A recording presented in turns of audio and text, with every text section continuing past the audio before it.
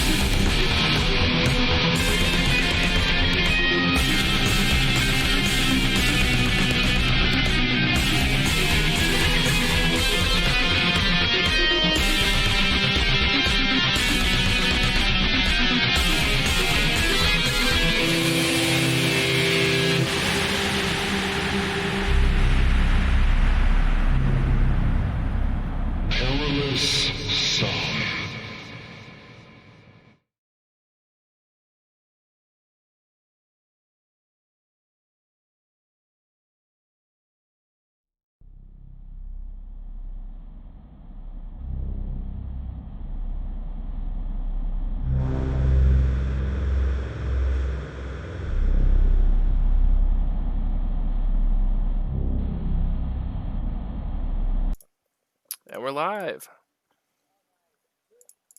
All you superstars and all you Martians from Mars, and welcome to Chromatic Chimera, where the story is made up and the XP don't matter.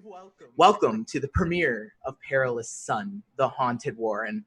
A quick shout out to a few of our sponsors, Roll20, thank you, Tabletop Loot, and Mage Hand Press for lending their hat to this wild and weird campaign. If you enjoy ideas of gritty science fantasy, you came to the right place. I am he known as Puddins, and tonight I will be the GM and storyteller. I'm going to be narrating as well as playing as all the NPCs. Joining me tonight, we have Chris playing as Baz Torog, the Ogre Rogue. Abigail as Dot, the Reploid Druid. Vey as Taelong, the Human Tiefling Warlock. Noir Enigma as Charm, the Halfling Wizard. And Lee as Razgovic, the Skurzak Artificer. Skurzak are just basically rat folk. And with that, my stellar cast, are you ready to take off on adventure and crime? Because y'all are playing as criminals too. Mostly crime. Mostly Yeah. crime, Mostly yes. crime. I'm here for the crime. Wait, no, I'm not. Dilemma. We've influenced it already. Listen, if the adventure has to be paid for by crime, then, I'm here for both. So be it. All right. Well, and before we take off, thank you so much for all the gift subs, Beamer. It's good to have you in chat as always. And everyone else, thank you for joining us. So let's get right into this. I'm going to give us a little bit of an opener, and then I'm going to turn things over to my players. So, without any further ado. Far off in the vault of the night sky, nestled away amongst the stars, is the strange world of Krushek. A massive metallic sphere with a variety of artificial platforms and rings covered in terraformed land, surrounded in its gravitational pull, as well as asteroids, space debris, and other satellites that have come into the atmosphere that developed around Synax's core. All of these quote-unquote craftlands are a part of the world of Krushek. The Machine God's cult, the Machine Priests, oversee this world, enforcing their rule through the nobles of Higher Goth and the Astro Templars. We follow a shuttle moving in space between the craftlands, dodging asteroids and other shuttles ferrying passengers and goods to various places, from the vast megacities of Goth to the rural communities of the Warrens. The ships fly over megacities downward toward a quagmire of one of these cities, where smog hangs in the air. Sludgy chemicals drip off the edge of this asteroid, floating off into the space beyond. The ship docks by a lake of sludge, and two individuals in hazard suits open a hatch, dumping a glowing molasses-like liquid akin to dirty oil into this sludge lake. It is one of these craftlands that our story begins. The megacity of Undergoth, but probably better known by its colloquial name, the Den, as it's a megacity that dwells within the shadows of her mighty neighbors, Lower and Higher Goth. The Den is the waste processing center for the whole world of Krushek, a place where stinking smog constantly fills the sky. But if poor air quality doesn't kill you first, one of the many criminal gangs or shadow broker syndicates will. This place is truly an overpopulated hive of scum and villainy, where people scrape by working in one of the waste processing plants or one of the greasy fabricator towers. This is where we find our cast of motley characters, amidst the chop shops and the arcology housing projects that they make their way. Where exactly are we finding our characters? Give us a little bit of a lowdown of what their day looks like living in Undergoth, this hive of just grossness and just crime-ridden terribleness. Well, amongst a very dark setting, Tay lives the high life for sure. Typically, presumably this is the start of the day. He's just waking up out of the top floor penthouse apartment overlooking the main, probably town square of the Underdark, or at least a portion of it. Yeah, so you're in your penthouse, your looming tower over the streets and the factories of Undergoth. You can even look over and you see the sludge lake and you see scrap trawlers. They're riding atop these mech-like things where they're just kind of picking out scrap and metal and whatever else is valuable being dumped into that sludge lake. But your place it's pretty well furnished. If anyone knew any better, this looks more like an apartment that belongs in Higher Goth if they were around.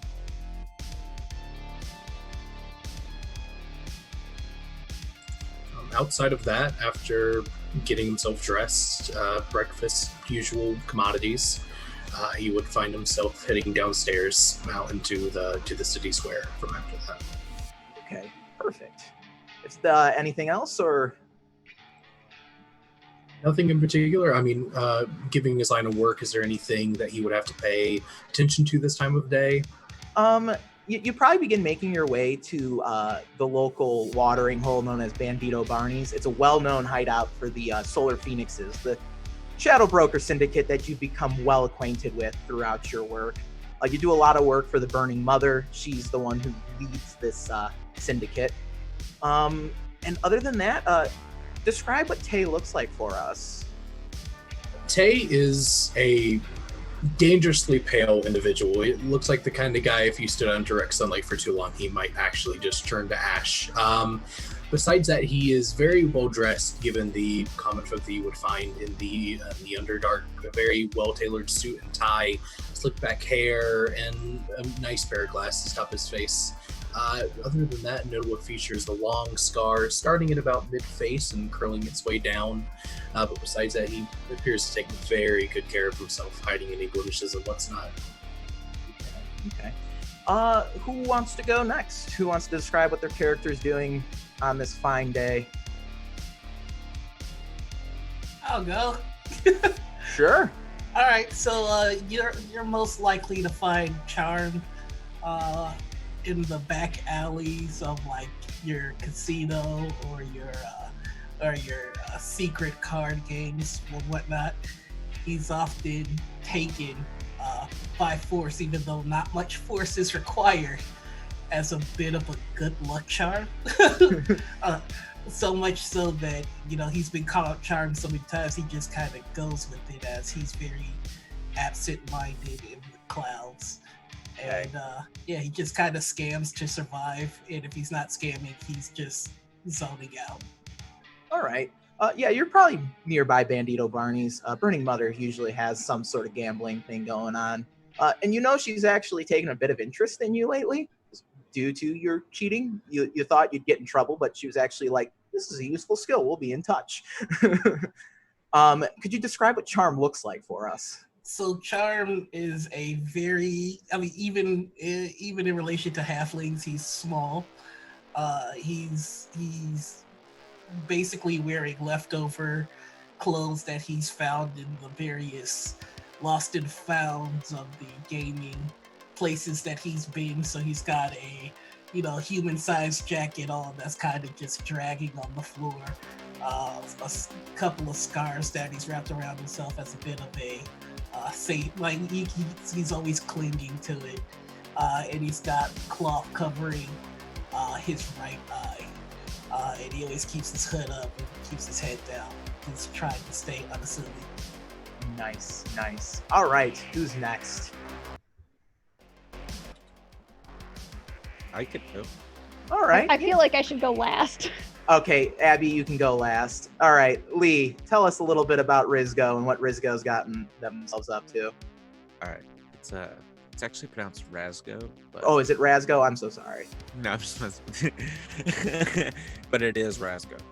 Anyway, Razgo Vic is a tinkerer, artificer by class name, and as far as his background goes, he was an urchin, so he very much is still kind of stuck to the streets even today. He runs a business, he runs like a roadside business selling like refurbished technology that he spices up, and sometimes, because of him being an artificer, the refurbished technology is like better than it was originally. Not really sure how he does it, because he just sort of crams things together and hopes it works, and it generally does for him. So no real formal training with it. Kind of learned a lot of his his skills like in the in the underground tunnels with his brood of crafty fellow mouseborn that basically were, you know, kind of shunned by the other Skurzak for being so small, and they pretty much had to end up sticking together. And as a result, they've kind of developed a little bit of their own culture as like, you know, almost like chaotic tinkerers. They still maintain some of the Skurzak traits of many of them, in fact, but yeah. Let's see. What else? Oh, personal appearance. As far as daily, yeah. So it's basically maintaining the roadside shop and tinkering with things. So you're pretty running much. your chop shop. Yeah. But it's like, you know, comm links and Yeah. stuff. He's a good guy, so he tries not to deal in stolen goods or anything. But if it happens, it happens. He's not like lawful good. Okay. But and so as far as personal appearance goes, he's a brown fur, a pink tail, has all sorts of like pouches and pockets and stuff all over his like jumpsuit that he's wearing, and he rides in like a junk mech that's like probably only a little bit taller than Charm. Okay. And he has a friend, like a little tiny, like almost like field mouse that lives inside of his armor for the most part, that he will feed a treat to, and it'll encourage the mouse to like spin on a wheel, and it'll like power up some of his abilities and stuff. So yeah, I love it. yeah, his armor's just like this makeshift kind of crazy thing. I'm getting some art commissions, so hopefully I'll have a better description than for next game. But no, anyway. you're good. So you've probably done a lot of chop shop work for the Burning Mother and the Solar Phoenixes. Yeah. Your shop's pretty close to Bandito Barney's. They frequent your place a lot. As you said, even though you might not like dealing with criminals, they're your best customers. Oh yeah, I do what I have to. Exactly. All right. Chris, I guess that means you're next up with Boz. Sure. Ignore the thunder and rain behind me in real life, but it'll add to the edginess of my character.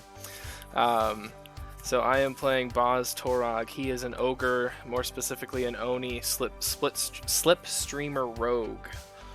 His appearance is he has light blue skin with deep black eyes. He has a white face tattoo that covers the majority of his face and neck, and it is different constellations and stars. He wears a long black trench coat, and he has a large long-barreled sniper rifle on his back, and he has two small gray horns that jut out of his forehead. His day-to-day life, he's definitely searching for something. He hunts people down, whether it's for money or for information. And that is really his daily life right now. It seems that he's searching for a way to get somewhere else.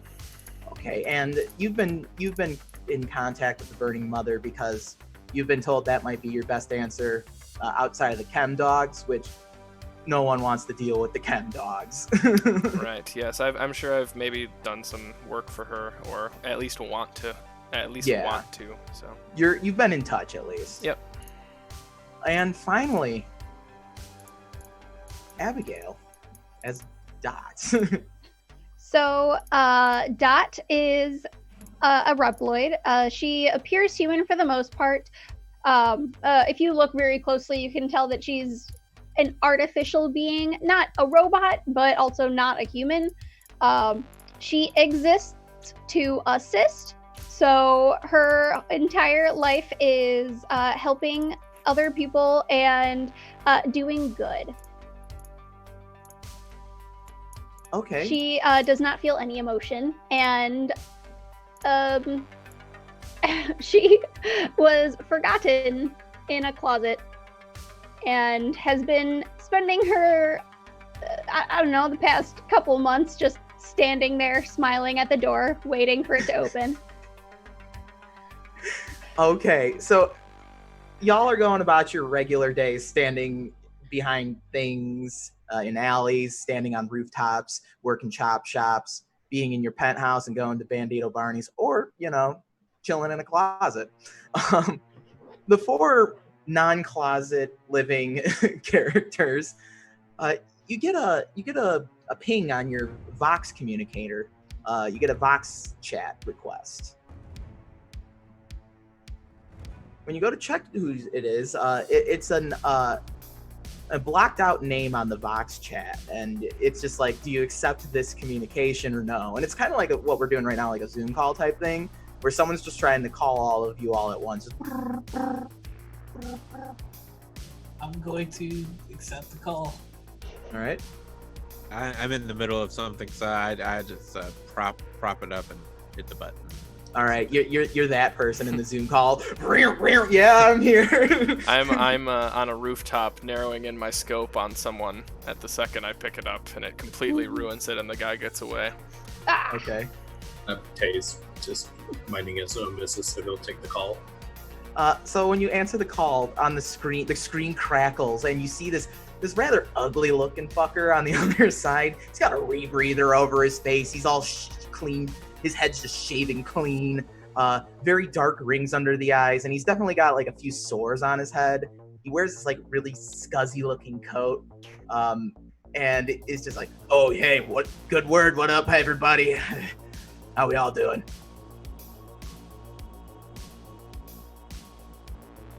Alive.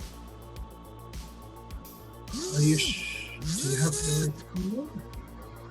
All right. So, I know y'all have connections with Burning Mother, and name's Elvis Houndar. I'm with the Chem Dogs, and we want to set up a bit of a deal. Oh yeah, well, I'm really into deals, so just spit it out. Ain't got much time. Working on something for a client. All right, well, I think this will be worth your while. Look, we can't talk about it over here because this isn't exactly an encrypted chat. We're talking, best nectar in all of Goth you've ever seen, baby, all right? But if you want to know more, come by the Peachtree block about 5 p.m. Arcology Sector 3, Apartment 7. It better be worth it. You cost me a score. It'll be worth your while. You can trust me on that one. I normally close at 4:30, so you're lucky. Oh, this is the exciting incident. This is what's going to start it all. Okay, I'll be there. And you there, with the horns. Which one? God, Sidex, damn it, you, sir. You in? I suppose I don't have anything else going on. Hey, look. Yes. You Mama's make it gonna worth be my happy. time. Mama And will you be can real keep- happy. Oh, I surely hope so. Otherwise, it's your fingers on the line, mate. Don't worry. You'll get your good end of the deal. All right, Elvis out. Chem Dogs, woof, woof! Close the call. All right, call closed. Jarvis gonna be the last one on the line, just still staring at it like. Yeah. I'm curious. Is there any way for Tay to trace where that call came from? Yeah, give me an Arcana check. I'm gonna call it also like our sciencey check, right? Science and magic are like one and the same in this place. 20. Dirty. Oh, yeah. 20. So Tay, you begin you just sit down, you set up, you get some stuff out, and you're tracing where this came from. It came from on the other side of your sector, outside of your sector. You trace it to an area that is well known in the den, known as the Chem Slums, like this irradiated wasteland. That's where the Chem Dogs come from. So that's where they hang out. So if this guy's claiming to be a Chem Dog, it's probably legit. As soon as the call is over, Charm is gonna head towards that destination and just sit on the corner and wait. All right. Anybody else? What else are we doing? Are you gonna just begin immediately heading to Peach Trees? Oh, what time is it? Currently. It's like middle of the day. You have some time. Oh yeah, I just have to. I have to finish. I'll start packing my stuff up, but still sort of selling things here and there if people come by. While I'm still, Okay. I'll do multiple things at once, really. He's gonna take care of some business along the way there, but he'll be there by 5 o'clock. All right. So, Also, whatever. What's up? I was just gonna say, also I'll get some panhandling in. So just All right. change. All right. Roll me a persuasion check with advantage because, unfortunately, Charm looks very poor. That's what he's going for. Let's see. Persuasion. Please don't suck. That was the first one, and the second one.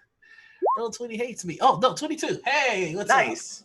So most people in the den are pretty broke too, but like the people who are walking by you as they're getting out of their jobs and heading back to their housing apartments, they're like, shit, I thought I had it bad. And they toss you a few credits. Like they just like you hold out your little credit thing and they swipe a card and you look down, you got 25 credits. He is gonna scare the shit out of one person. He's gonna be like, "Thank you, Philip. Your children will be happy to see you today." and Philip and the human Philip is just like, oh, bye. That's it. And his name was Philip. Of course it was. So, regardless of what mode of transportation or travel you pick, you travel through the various blocks and through a sector to reach Sector 7.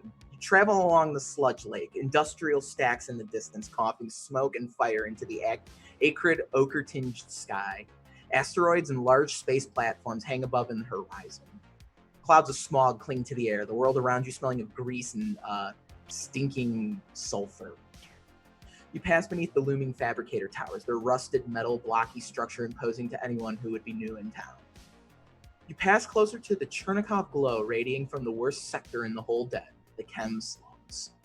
Fortunately, Arcology Sector 7's Arcology Sector 3's many habitations end before you reach the radioactive glow of that irradiated place.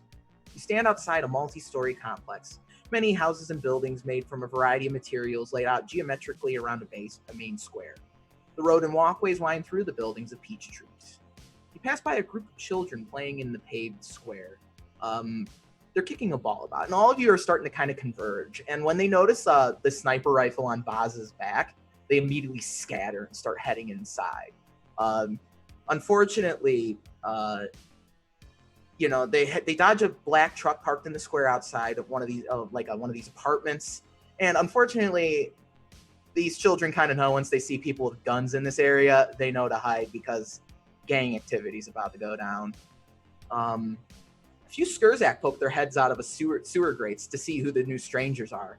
People look out windows and begin shunning them upon inspection of your whole criminal crew showing up. The distant whir of machinery and the din of the city are the only noises left after most of the folks living in this housing area have sequestered themselves away. I am just because I'm being cautious. I'm actually in my in the guardian form of my suit. Yeah, then people are definitely a little more afraid of you. Only about 4 feet high, but still just decked out junk golem with different glowing gems here and there. Okay. So y'all kind of like are standing around together. Do y'all like acknowledge each other's existences? Kay is blatantly ignoring everyone else besides the person he's currently on call with. He's better than everybody here, at least in his mind. I would like to cast Detect Thoughts. He is very much thinking he's better than everybody here. I'm only going surface so that I have their names. That's all. Okay, so yeah, surface level you can pick up everyone's name, and also you're kind of like picking up. You're like there's someone inside. You think maybe you don't know though. It's hard to tell. Yeah, I'm not gonna push it. People sometimes get mad when you push it, so he's just gonna walk over to everybody. Hi, Taylong. Hi, Bess. Hello, Razga. Hey, like lifts a hand and sorry, you have to wait. I'm in the middle of a call. Thank you. As soon as Charm says, "Hey, Razgo," the head of what you thought was like a junk warforge pops off and like flips backwards, and and the chest opens up like a door opening up to the sides, and you see a little mouse with brown fur and a pink tail wagging behind him, sitting there with his goggles on. Oh, have you bought something from me before? How do you know my name? Even cooler the second time. He just goes back to walking around. So after a little bit of just kind of standing around with each other, standing around with a bunch of strangers, awkwardly, that's when you see Elvis start strolling up. He's in this he's got this scruffy look to him. He's wearing this brown stained coat, and he's got his rebreather on. He wears a padded hood of a power helmet, and his jacket features the insignia of a dog in a gas mask. That's like the symbol of the chem dogs. So he's probably the genuine article. And he kind of just strolls up. All right, name's Elvis Houndar. Shall we get in the safe house and do business? Let's go. Charm, it felt like someone might have been in there. Oh, yeah. Yeah, don't worry about that. Okay. I won't worry about it. Can I insight check? Sure. Go for it. Okay. Not my strong suit, but Hey, it's still 2. If he is an actual chem dog, regardless, they're shady. They're barbaric. They're very well known for being very violent. Just being seen with this guy is definitely like bad news, but you can't get a read on him. Gotcha. While my character is very it's very much not trusting of strangers, hence the mech suit. He's still very naive, so he's just immediately like, "Oh, cool suit. All right, yeah, Kim Dog." And I'm just gonna pop the head back on and shut the door. That's really fucking cool. I need to give you one of those. Anyway, Dot, open up.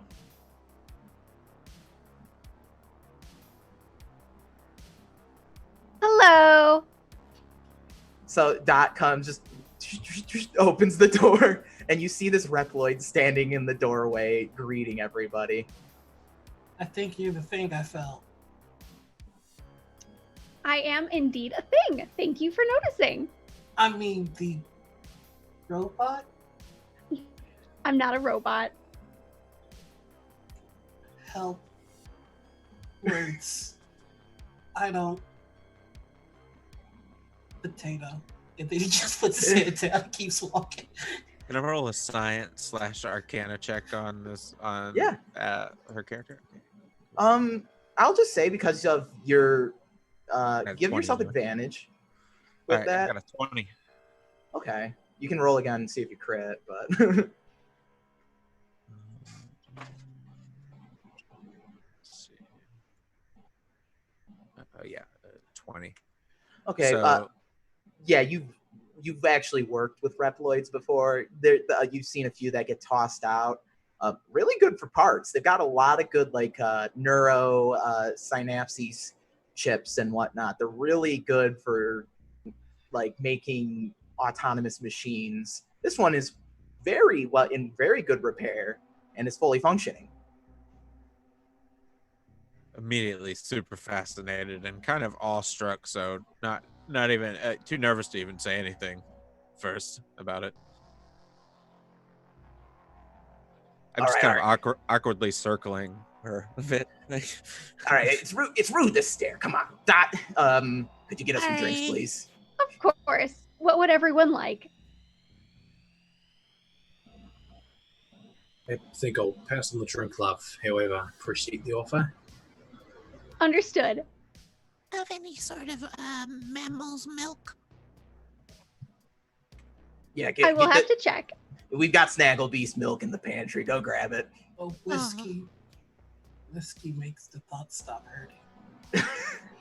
I'll look down at the strange halfling. I'll have whiskey too. 2 whiskeys and a milk. Put a little cinnamon in there for me, please. Understood. And she'll turn in and go get everyone's drinks. As Dot's grabbing drinks, Elvis kind of like takes the rebreather off, and he's got like all these scars around where the rebreather like is installed on his face, and he's got like these metal implants along his jawline where the rebreather connects. All right, let's talk business. Nectar, and y'all know nectar's like one of the most well-known drugs in the whole like mega cities of Goth, like the whole realm of Goth. Everyone knows nectar. What about it then? What about nectar? You said you had quite the offer for us. Yeah, I need someone to move it, and chem dogs are under a bit of heat right now. You know, the knights are kind of bearing down on us, and well, Burning Mother and those who associate with her have really proven to get shit done. If you know what I'm saying. You do know who you're dealing with, don't you? Yeah, Tay Long, I know you. I've heard your name. Boss done work for us before.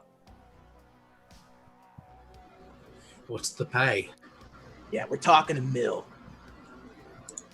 Just a mill? Look, a million credits, you could get the fuck out of here and go wherever you want on Cruise Shack with that money. Why the fuck would I want to leave where I am now? Because it's a shithole? I rule here. I can live like a king. Hey, speak for yourself here. I sell freaking comlinks on the streets. I could do a lot with those credits here, even if I'm splitting them with you goons. While you're talking, everyone roll me perception checks. Dot, you did keen hearing, correct? For one of your perks. So then you'll have advantage on that check. 6.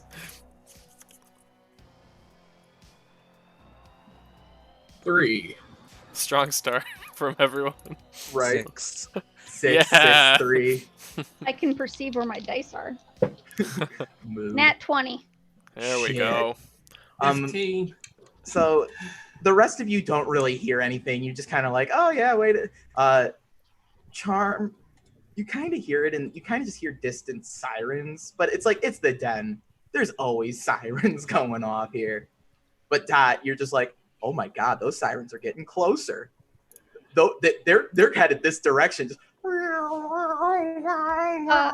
I return with everyone's drinks, I will pleasantly alert them. I'll be like, just so all of you are aware, there is something with sirens that's coming closer. oh fuck! Shit. You set us up. I didn't set us up. You set us up. Oh, this will be fun. He's immediately drawing out his sword in that case. Elvis is like pulling a gun out. Both of my fists actually start to like electrify. Don't make me use these gauntlets now. Hey, look, I didn't do this. Did y'all snitch? Someone snitched. Dot, what? Is Elvis alone? It is factually impossible for me to snitch. While I'm appreciated you didn't use the slur rat, I'm still not trustworthy of you. Oh no, I don't believe anyone here is the reason that the cops are coming, but I could be mistaken. I always get my realities mixed up, always waiting for the talk, but stuck at the tick. You understand? Elvis looks out the window like super like with that paranoid look in his eyes. Oh fuck, they got enforcer crocs. These are the knights. Fuck. And he's like panicking. He's full on panic mode. Don't worry. We'll make it out alive, or at least most of us will. During Tay's line of work, how many encounters would you say he's had with the knights in specific? Quite a few. They're the ones who usually respond. Right. Is there any on his payroll that he would know that would come to calls like these? No, your experience with the knights tells you they're all self-righteous dicks. Gotcha. So, Yeah.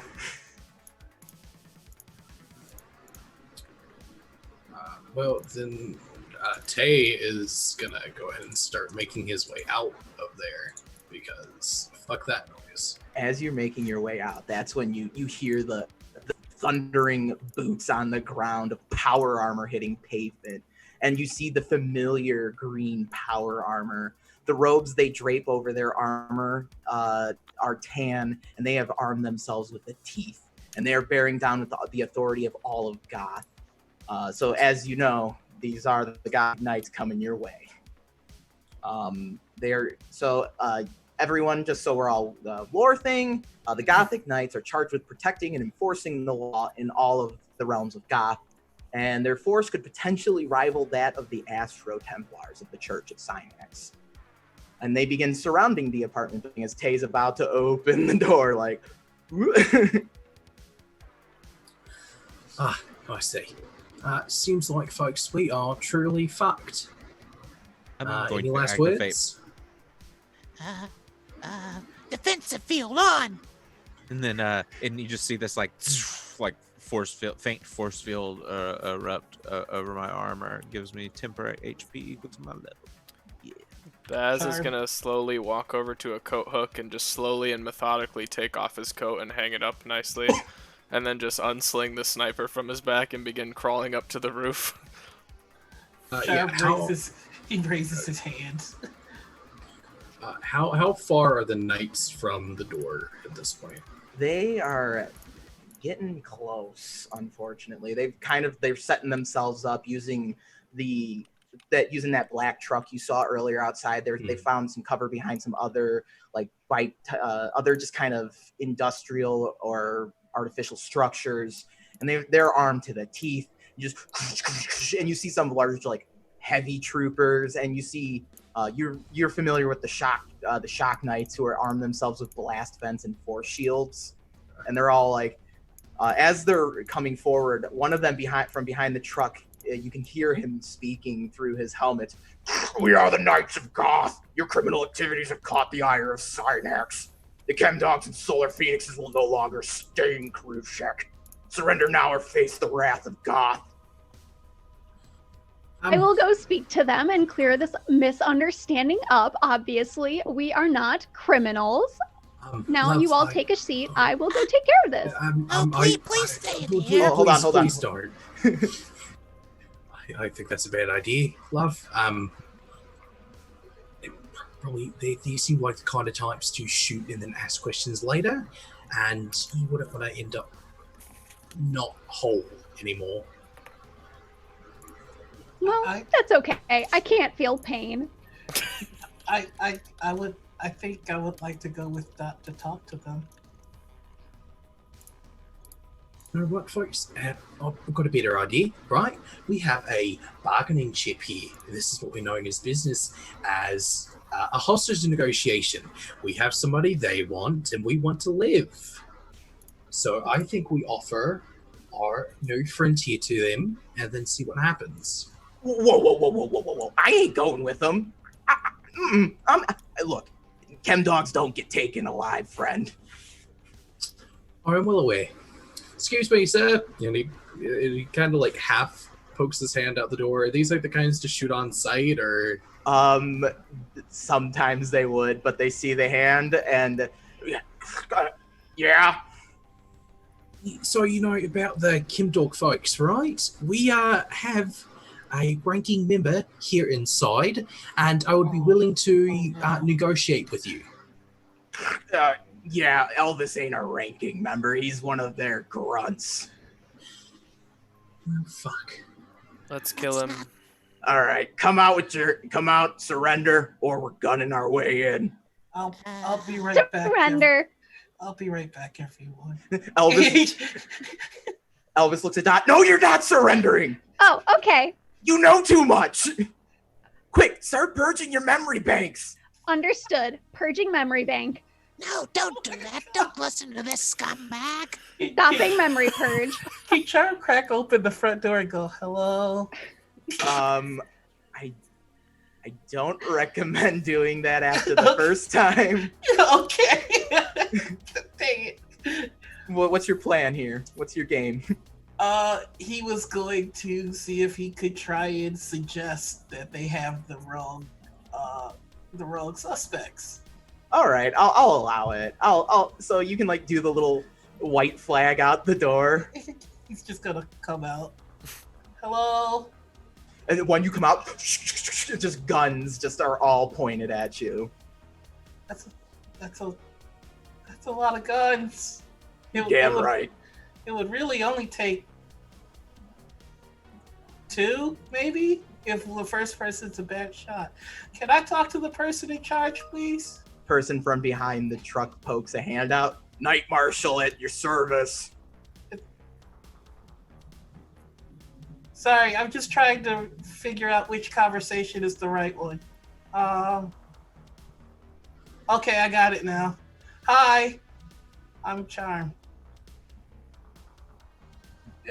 Yeah, we're well aware your name is Charm. You're under arrest. I think you have the wrong suspects. No, we don't. Oh, that didn't work. Can I make you another deal? It'll get you a more high-profile arrest. What's the deal? The deal is, if he walks up closer. When you do that, they're just Okay. you look up and you see like on the upper like balcony rafters, you see snipers zeroing in on you. The deal is, we may have access to more renowned names in the underworld with the job that we just got. Yeah, we're gonna get that from arresting you. Well, you could find far more success if you let us go through with it and then collect us all at once. And this is the suggestion. So you should just let us go for now. Are you casting suggestion? All right, what's the save on it? It is. Oh boy. It is 15. All right, let me pull up a stat block here. Okay. While this is going on, since it only takes an action, I'm switching my power armor to the Infiltrator version, which gives me a much longer range lightning cannon and some extra movement for getting the hell out of here if need be. And DM, he rolled a 6. For suggestion? Whoever's making the save, Oh, he rolled a 6. you're telling me he rolled a 6? Mm-hmm. Okay. So the Night Marshal's just like, he's got a point, and the other knights look at him like, the fuck you on about, mate? All right, take him. Kill the rest. Well. Game over. I'm pulling the trigger. All right. All right, so we got a roll 20 map up. We want to get the stream overlay over there. We'll get some initiatives going here. That's very true to this character. There is a reason the Knights of Goth aren't really buying any of your bullshit that will come to light really soon. I'm not trying to stonewall everyone. Oh, no, I love it. Reason. I love it either way. Like, there's a narrative reason they know who everyone is, and they are not, like, compromising. They're like, we know this. Also, you see, as Charm, as he says, oh, kill them all, like, the heavy troopers, they start spooling up their auto cannons. And they're just like, oh, hell yeah. And just a quick content warning for folks.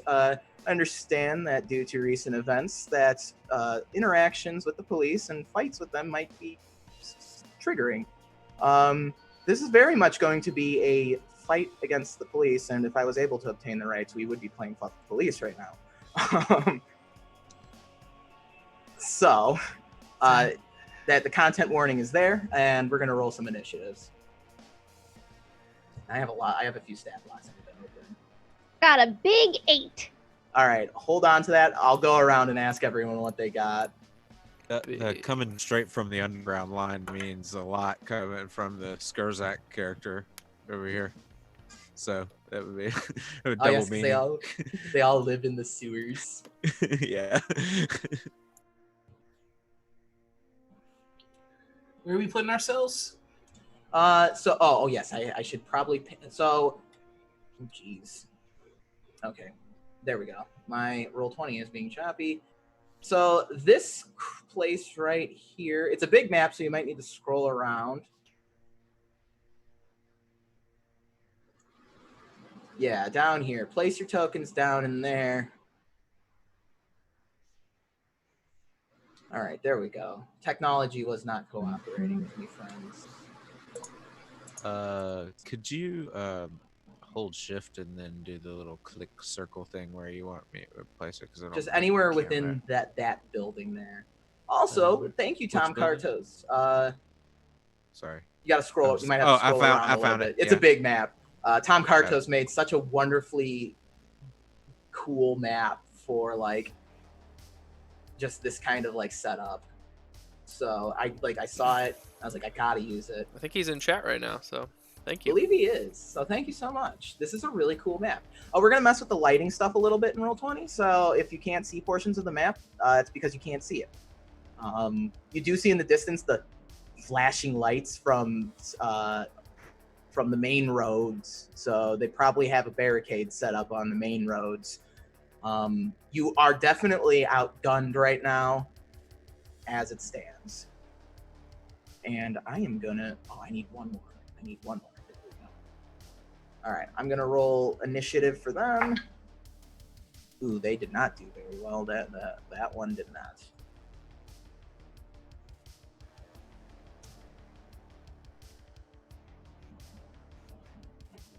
Bear with me. By the way, I just want to say I am loving this damn party. They're so fantastic. Oh yeah, me too. Every single person has such huge personality.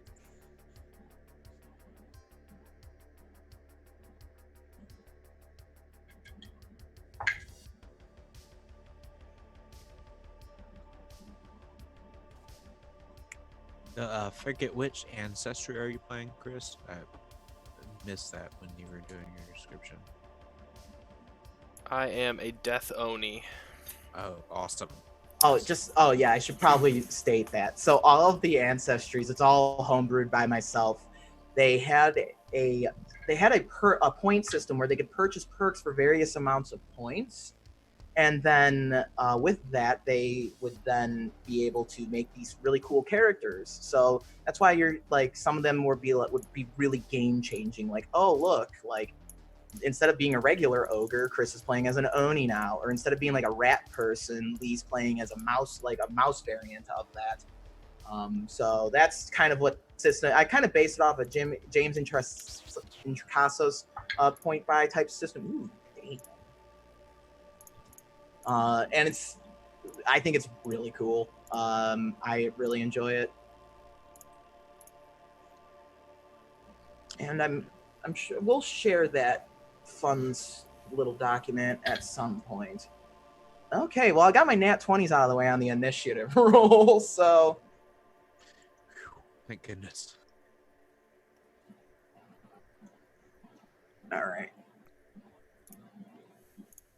All right. Now, what'd y'all roll for initiative? Just one at a time. 21. 8. Also 8. 9. Mine is in the turn order thingy, and it's a 16. Perfect. Thank you. Tay, what's your dex?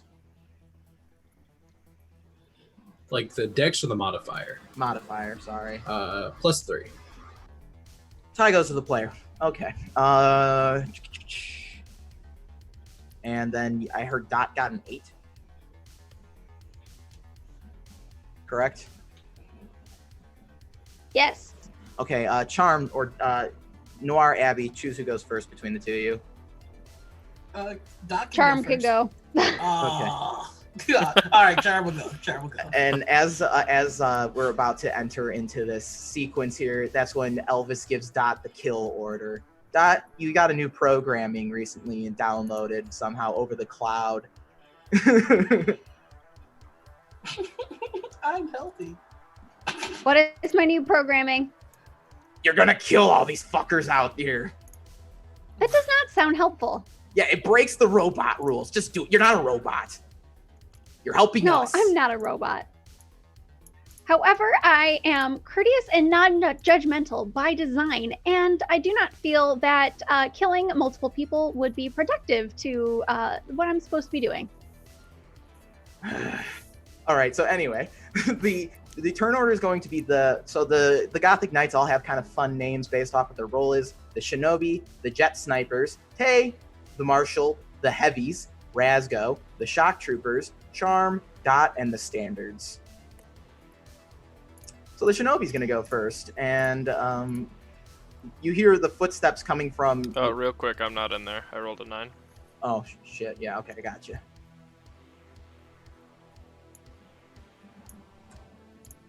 You hear the footsteps from outside the easterly door here. This door here, you hear like heavy ceramite steps clanging against pavement. The Jet Snipers, you don't see what they're doing, but they can't hit you from where you're at right now. Well, then we're gonna go to Tay. You're up, Tay. So this squares what you see. You've got all of these Gothic Knights bearing down on you, coming to give you the good news, so to speak. What's the move here? Tay is going to step through the door. All right. So 5, 10, 15. You step outside. And not a care in the world is going to stop. Let me see. Stop about there. And I'm actually going to be using the ancestry that I selected. Okay. For the fallen angel. And I need this guy to make charisma saving throws. All right. So, which is a DC 8. DC of 8? Let me see. I'm trying to check what my modifier total will be. 10. They need to get a 16 or higher. All right, so these three 15s and a 7 they're all going to fail that check, and then the Shock Trooper next to you also failed with a 15. So they all failed whatever effect it is. They are frightened of me until the next turn. Ooh. Since it's still my action, I believe, or does that count as the action? I didn't list it. Well, let me double check. I have the primer right next to me. Doesn't hurt to review.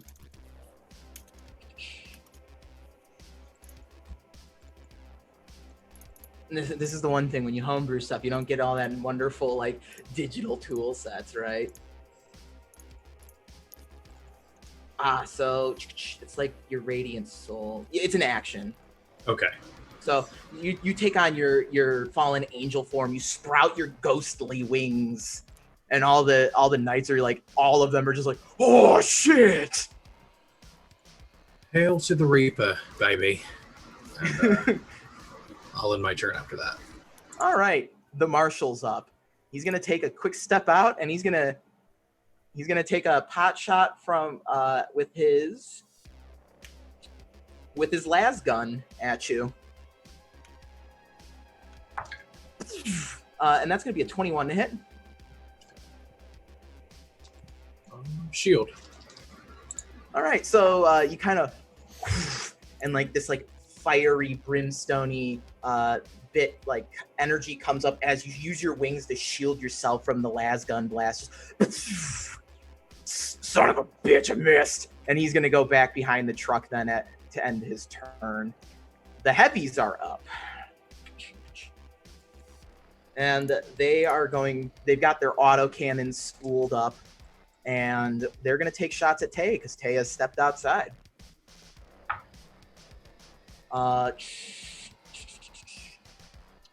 23 with shield, your dad still won't hit, correct? Yeah.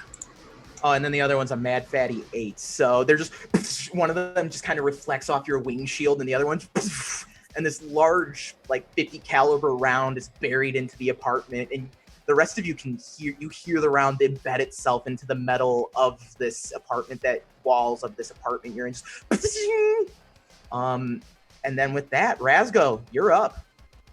All right, Razgo is going to look over at Dot and say, You are an incredibly complex being, and your own individual. Don't listen to that scumbag anymore. and I'm going to run over here and shoot a lightning bolt at this guy. All right, go for it. Well, yeah, I hold my arm out and then press a button, and a little treat drops down into the compartment on my back, and which actually is a little see-through with some plexiglass, and you can see a mouse eat the treat and then start running on a wheel, and it powers up the lightning in my hand and shoots out at this one right here. That's what I'm gonna go for. So this is the lightning launcher. Yeah. A 22 to hit. That's gonna hit. Yeah, that'll do it. I can deal. Oh, okay. 7 damage. 7 damage.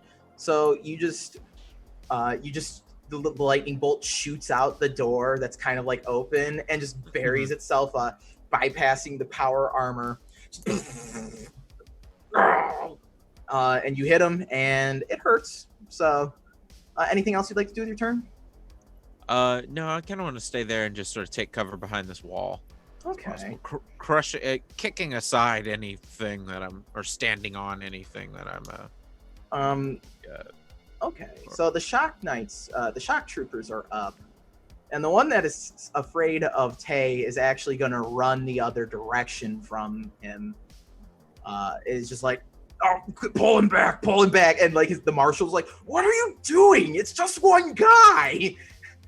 And the other, you hear from that easterly door just as it just gets imploded inside as they breach the door, opening up that door, and you see the shinobi, and you see the shock trooper that kicked down that door, and you see more Gothic knights bearing down this easterly alleyway, waiting for you to head that way. He's then going to step into the room, and I'm going to need Charm, Boz, and Dot to make me a dexterity saving throw. Sheesh. 10.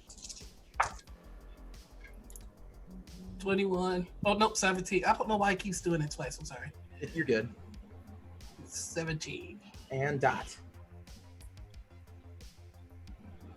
13.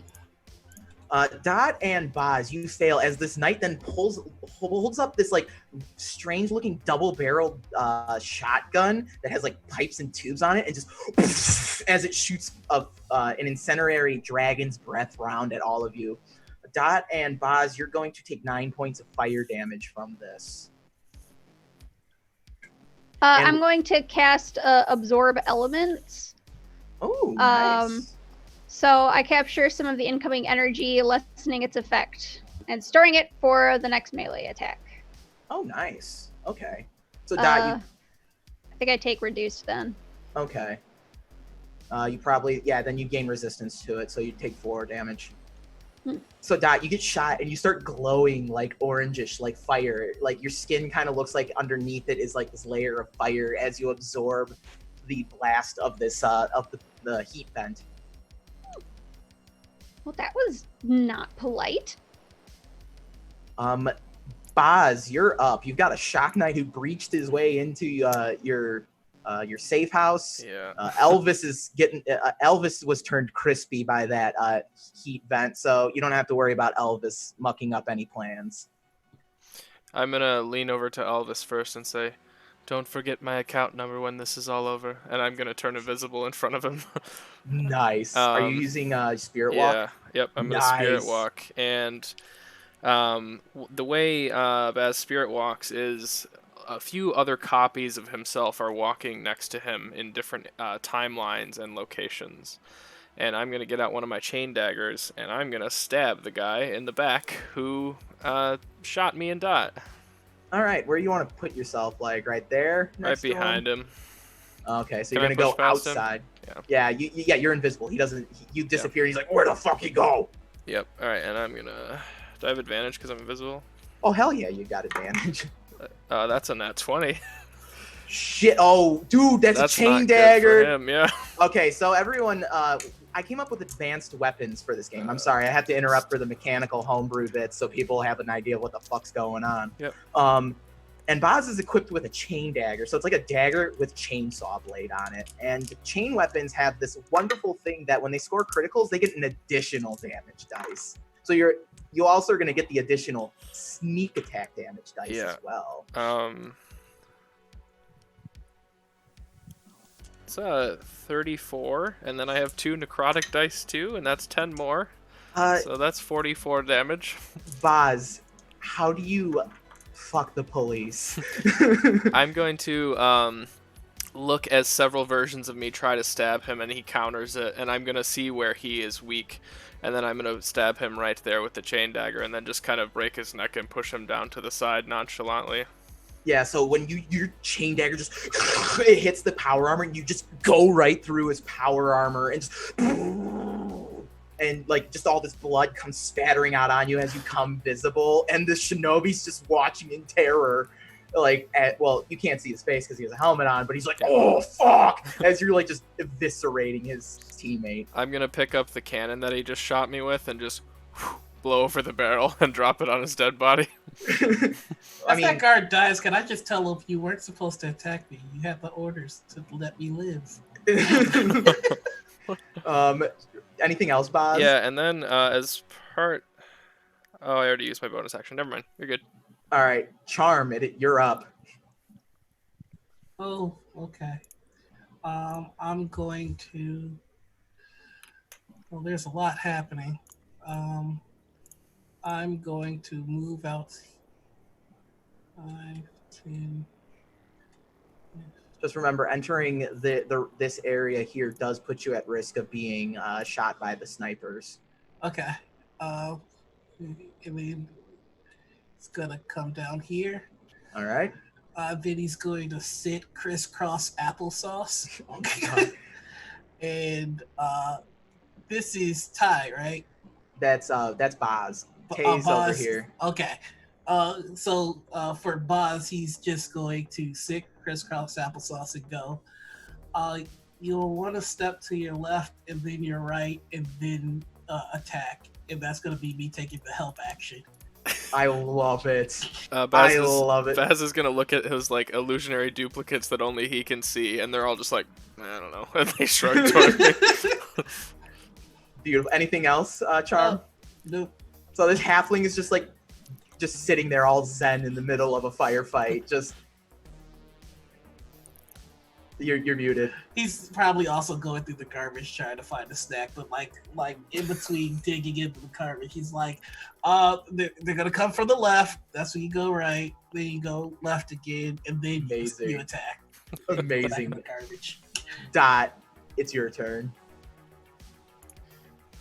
Realizing that they are now under attack, Dot will engage protection protocol. And there's no one else left in the building, right? That's not on our side. Everyone, yeah. Your programmer is dead. Like your guy who is giving you orders is like a crispy boy now. Oh dear. Okay. So Dot will come to like the door to peer out and cast heat metal on the suit of whatever that guy is wearing that's directly across from the door. Is heat metal a touch range spell? I'm not sure. No, it's 60 feet. Oh shit, is it really? I always thought it was touch. What the heck was I doing? It's a second level. That's why. Okay, so which guy are you hitting with it? The one that's directly across from the door. Oh, the scaredy boy. Okay. Yeah. All right. He's yeah. So you heat So- up his power armor. Yes. And any creature in physical contact with the object takes 2d8 fire damage. Yeah, he's taking 2d8 fire damage. Roll that for me. I'm working on it. Where's my other d8? You make dice. How are you 8 doing- total. 8 I don't total. keep my dice. All right. So I know I'm just kidding with you. So you his armor's glowing red hot now. He's like, and he's like kind of doing like the dance of I'm on fire, and he can't just Okay. take his power armor off. Yeah, if the creature is holding or wearing the object and takes damage from it, the creature must succeed on a Constitution saving throw or drop the object if it can. If it cannot, it has disadvantage on attack rolls and ability checks until the start of my next turn. Yeah. Okay. Anything else, Dot? Yeah, on next turns I can use my bonus action to cause this damage again. Okay. Sweet. Is that your turn? Yeah, that's it. Yep. Okay, cool. So Dot, and so we're gonna go to the standard knights, and these three are just like, no, sir, this guy's too scary. I'm on fire. And they begin retreating, and the marshal's like, what the fuck are you doing? Get in there. The other standard, this standard over here is gonna take a pot shot at Tay. He's like, oh no, I'm not afraid of you. And he's gonna shoot his standard 7 rifle at Tay. And that is going to be a 22. I believe shield is still up and active. Because you haven't taken your next turn yet. The shield lasts into your next turn? Yeah, shield's a good fucking spell. Then yeah. Nothing. All right, so just your wings, your wing shield. Just ting! Let me see. So this one will come out from behind the van and try and shoot at Tay as well. And that's going to miss with a dirty 20.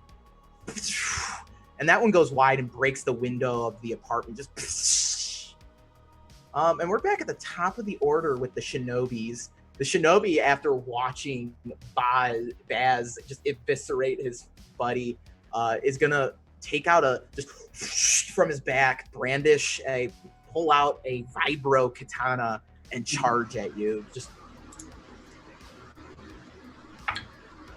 a nat 1. Oh, all right, real Baz. quick, before I forget, part of my subclass lets me, when I crit, give myself temp HP equal to that. Yeah, so I have a ton of temp HP. Well, you love to see it. Yep. So the shinobi with the vibro blade charges you, just like does an upward slash, and like this like purple blue energy goes flying upward, and just the sword, you're able to use your chain dagger and you catch it and just you turn the chain part on and you shatter his vibro blade with your chain dagger. I look over at Charm, who told me which direction to dodge, and I'm just like, what? You got this. The other shinobi's gonna run forward and is gonna shoot at you, Baz, with his Shuriken Striker. And that's going to be a 23 to hit. Yep. And as it hits you, it's going to go through you.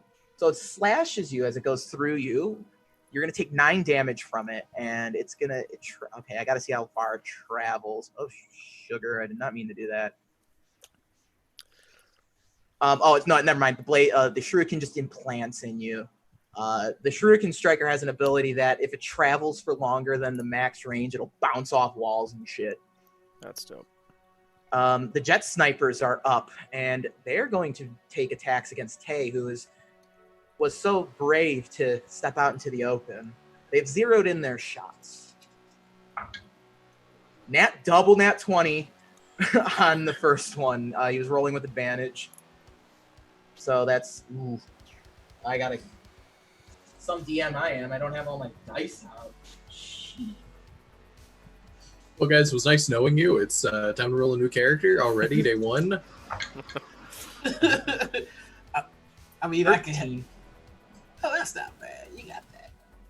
13 points of piercing damage from 14, the anti-material from the anti-material rifle. And then the other sniper is going to take his shot. And that's going to be a 23. I believe that's going to miss. Yes. So the other one, but the other, as you're defending yourself from the first shot, the other guy's able to get a shot in on your shoulders from the anti-material rifle, and it buries itself in your shoulder, and you feel this searing pain as this bullet rips its way through you. And then it's going to be your turn. So presumably still can't see the snipers from where we currently are. You can actually look up and see them. Okay. You're not going to be able to get a good shot at them because they have cover, but you can see them. Okay. Do the knights lose the fear effect then? At the end of this turn, they will. Okay. He is going to move stealth another 5 feet forward and cast Hexblade's Curse on this gentleman here. Okay. The one who decided to foolishly take a shot at him. And what do I have to do? Hexblade's Curse, it's just a thing that's applied to them. Okay. Pretty much what it means, I gain a +2 to damage rolls, and if I score a critical hit on a 19 or a 20, and I regain 9 HP if he dies. Okay, so you have this really I kind of want to describe Luthun's Razor because it is your Hexblade weapon. Let's hear about that. So from the kind of the shadows that are cast around him with the wings, from within his coat almost forms this. It's a really nasty looking sword, man. It's pretty wicked looking. It's got an eyeball centered in the middle of it, and just these different jagged pieces of metal come off of it. It's very much a tool that has seen many a head leaving the bodies, and he's actually going to close the rest of the distance. Okay. Kind of just. After you. No, I was going to do a cool narrative thing. What I'd say, let me check. What's the range? With it being a side blade, does that increase range? You're good. Yeah, just put yourself next to him. Whatever, I don't care. Okay. And he's going to strike from top of the head down through the torso. So, when you pull the blade up, the eye glows an intense red, and the blade speaks to you. It says, "I thirst." Go ahead and make your attack. That is going to be... Let's see. A natural 20. Ooh, we're just rolling 20s all night, baby. Wow, okay. That's going to be... I'm just going to tell you right now, you kill the fucker. Yeah, he's pretty dead. I'm talking straight through the head down. Like in Dead Space when Isaac would the bolt cutter just straight in half and just. And you even got the heated metal parts from the power armor when you just and the sparks just fly as you're cutting through the ceramite adamantium alloy that they make power armor out of. So so your Psi longsword is you've cut through power armor. He's gonna take a second to look towards the one still scared of him and retort, you still have a chance to leave here alive. I'll give you an intimidation check with advantage because he's afraid of you right now. Okay. 23 without advantage. Fuck. And alright, one more. 24 with advantage. So I'm gonna mark him with this orange dot, and that orange dot basically means he's in flight now. He's basically turning tail. He's running. He's just he takes his helmet off. You can see the look of terror on his face after watching what you did to his comrade, and he's just drops the weapon. He's like, "Don't hurt me, man! Don't hurt me!" Bye. And that'll be the end of my turn. All right. And the marshal's like, "What are you doing? Get him!" And then that fear effect from earlier is going to drop on all of those, on all those knights. But this knight here is in full flight. The marshal is going. He's gonna poke out from here and take a shot at you with his las gun. I'll do this myself if I've got to. That's a 14 to hit. It's not going to hit. So just and the laser bolt buries itself into this barricade to the left of you, sending chunks of concrete flying upward. The heavies are up, and that's it. I'm on it. And he's gonna unload. Oh no! He's gonna unload on you. Fuck. Dirty 20. I still have. I'm gonna reaction shield again. Shit. Because, Okay. Fuck that. So he just, and these 50 caliber bullets are just as you're shielding yourself from its blast. This other one's actually gonna, and he's gonna shoot toward. He's gonna go full auto on Charm and Baz here.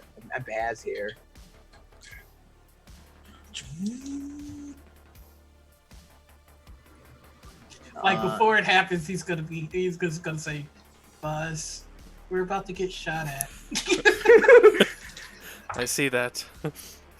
The first one is a 12 to hit Charm. That misses, so he just sidesteps. Oh no! Baz, that's gonna be an 11 to hit you. Nope. So these bullets just burying itself into the metal wall. Razgo and Dot, you can just hear bullets just burying itself into the wall out in front of you. No. And with that, it's your turn, Razgo. Okay. Dot, we need to get the hell out of here, okay? And I think that alleyway might be our best bet. Is there a way to get everyone out safely? Maybe we should call for that one out there. Doesn't look safe for them. Yes, I'm gonna put on. Go ahead. Sorry. Oh, yes, understood.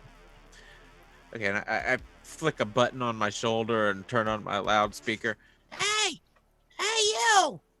You might want to get back in here.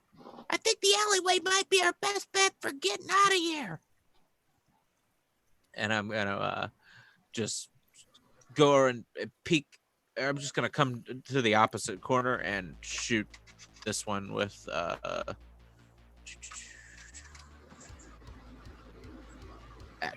shoot it with my and while I'm on my way there, I'm gonna pull out like a chunk of scrap metal and load it into the top of my my orc scrap cannon. And I'm gonna try and shoot this person with my scrap cannon. Go for it. You'll love to see it. Well, 13 to hit. That will not hit. Unfortunately. All right.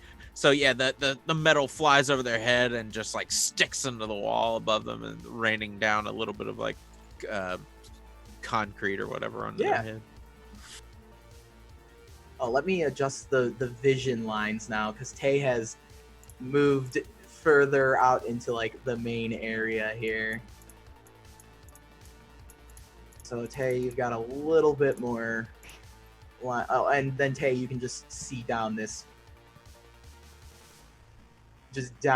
street here, and you can see the Enforcer Crocodile just waiting for you.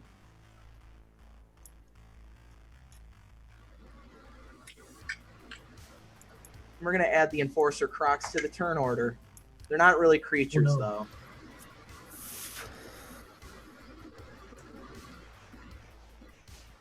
All right. Anything else, Razgo? Sorry, I realized I had some homework things I had to do there. Oh no, sorry, I was muted. I'm gonna go and I'm just gonna like step out of the door and down here.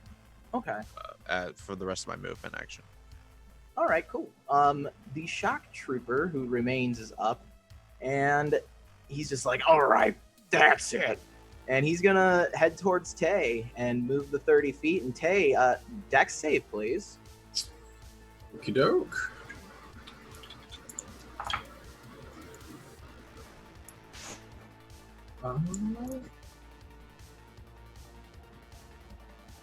Natural 1. So he lets off the blast vent, and this blast of fire just as you take 17 points of fire damage. Ooh. I rolled really high on the damage there. Ooh. Ow. Just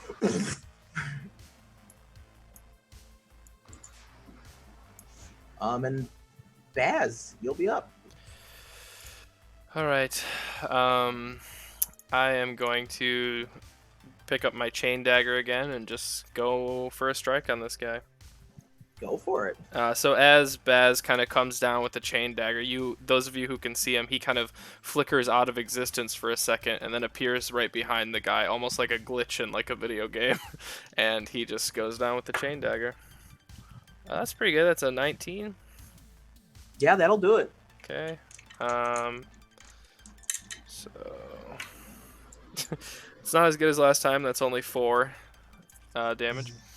Yeah, so your dagger just and you're not able to break the power armor, but you're able to like put some good dents and scrapes in it. Mm-hmm. And you're gonna have to try better than that, ogre. I am going to kick him in the chest, and then I'm going to use my bonus action to disengage. And... Yeah, attack with advantage by any chance? Oh yeah, you were being helped. Yeah, good call. That's better, but I mean, it's not a crit, so. Okay. So gotta try. But thank right? you for reminding. Yeah. And then so I'm gonna bonus action, and then part of my time bandit or slip escape ability, I can teleport 30 feet. Nice. Where you So, going? I don't really know. I just wanted to use it. Also, Razgo, you do see a standard Gothic Knight is also set themselves up here. I'm going to teleport around the corner towards Razgo as well on that Gothic Knight instead, but I'm going to go like right here. Oh shit, another one. Whoa! Baz, when you go right there, you hear on the other side of this apartment building just a huge crash, like something just came through the wall. I hope that wasn't me later in life, and that'll be my turn. Charm. Oh You're boy. crisscross applesauce. Yeah, I found some stale chicken nuggets, so I'm pretty excited about that. This day's looking up. That Buzz got into a bit of a skirmish with this gentleman here, and then teleported away. So I'm gonna walk over to him and gonna be like, "Are you okay? It looked like you got hurt pretty bad just now." I'm good. Okay. Could I'm gonna leave. Could you not shoot me? That'd be great. Persuasion. Okay. And I'm gonna say it's a very hard one because That's all right. 14. So I'm gonna leave. If you could not shoot me, that would be great. he pulls out a pair of cuffs. You'll be leaving with us then, buddy. Okay. All right. Could you go to bed? And I can't sleep. I love this character so 5d8. much. I love it. You'll love to see it. I thought we could be friends, but he wants to attack me too bad. We'll be friends next time. Just too determined to be a piece of shit like the rest of his comrades. Sleep is what's that? 5d8. Yeah. I hope you did damage, boss. Or else this is gonna be real awkward. Maybe not so awkward. Let's see. That's 15, 16, 17, 18, 19, 20, 21, 22, 23, 24, 25, 26, 17, 29, 30, 31, 32. 32 hit points. Just enough. he just. Oh, yeah, that actually sounds like. Yeah, you're tired. Sounds like a really good idea. You've had a real rough one today. Yeah. You And he deserve just this rest. falls down. Just... Watch your head. Okay. There you go. Does he have a weapon on him? Yeah, he's got a Shuriken Striker. I don't know what that is, but it looks shiny. I'm gonna take it. All right, so you pick up the Shuriken Striker. You don't exactly have time to try and figure out how to use it right at this moment. I just want it.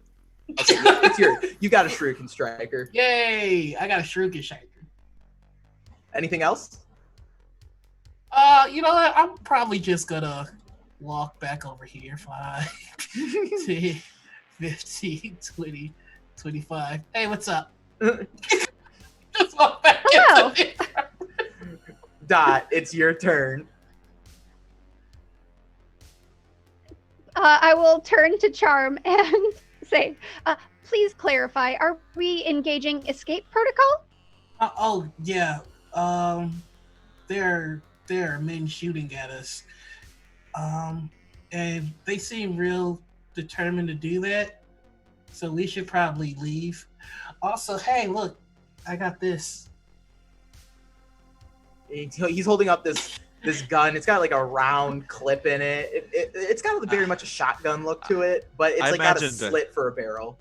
I What's up? imagined a carton. I imagined a carton of chicken nuggets. Like, but Oh yeah. no, there's a I chance love somebody a carton might of take chicken this. nuggets right now. He's not gonna risk his chicken nuggets. Those are his special place. Got it. Dot does not require chicken nuggets. Dot does not require chicken nuggets, but Abby does. So he just shows off the gun. I got this, but we should leave. The one out there might die soon. Also, That is not good. All right. So Tay is very far away from me. Oh no. this might help him. He holds the shotgun. I am conflicted, and I am not used to being conflicted. It's a paradox.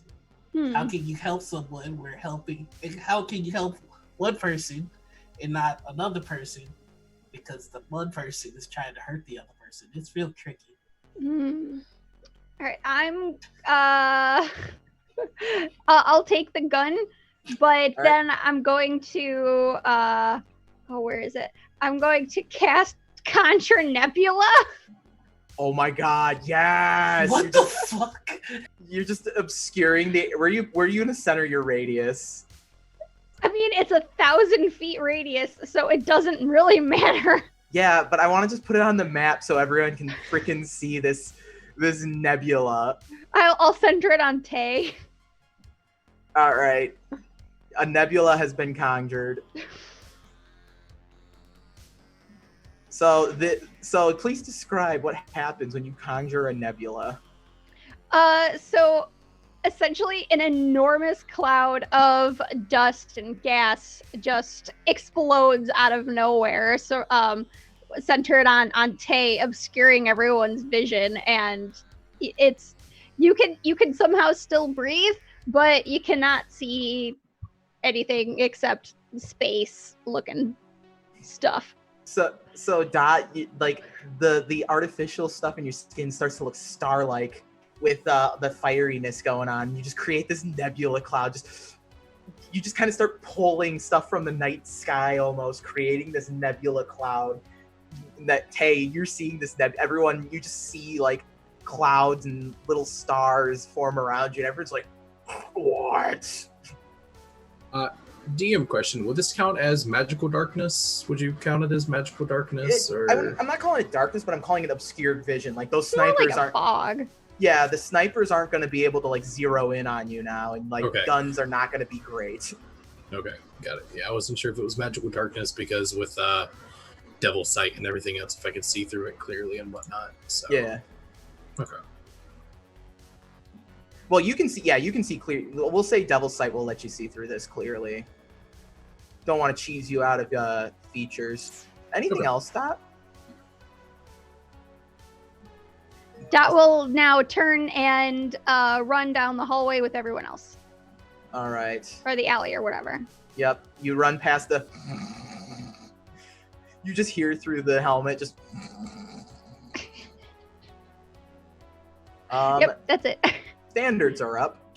I can't see. They're going to be making all of their attacks with disadvantage at you, Tay, because they can't see you very well. They can't really get a good shot at you. And these are like, they're not the best at their job. 10. I'm gonna guess that misses.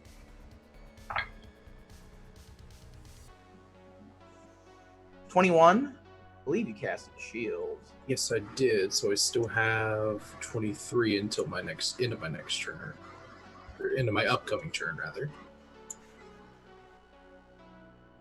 30, 30, 5, 10, 15, 20, 25, 30, 5, 10, 15. Those standard knights are actually going to begin making their way towards the rest of the group. Charm, one of them just kicks the door and is standing right next to you. They use the dash action, so they can't do anything else. And then there's a few other standards in the alleyway.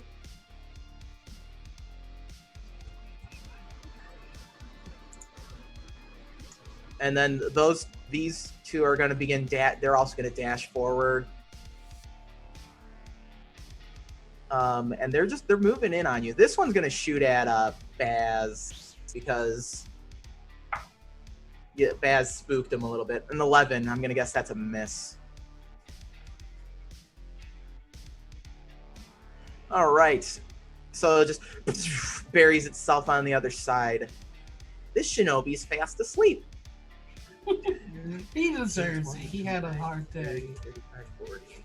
And then this one's just going to kind of step over his sleeping teammate, and it's going to be like using the dash action. The snipers are up, and due to where they're at, they actually can't get a good shot at you, Tay. They're going to actually miss their attacks. The fog is preventing them from getting a good shot. The enforcer crocodiles are up and will not do anything else. Tay, it is back to you on your turn. Yeah, I'm gonna go ahead and double dash out of there, or move 30 and then dash. Yeah. So 30.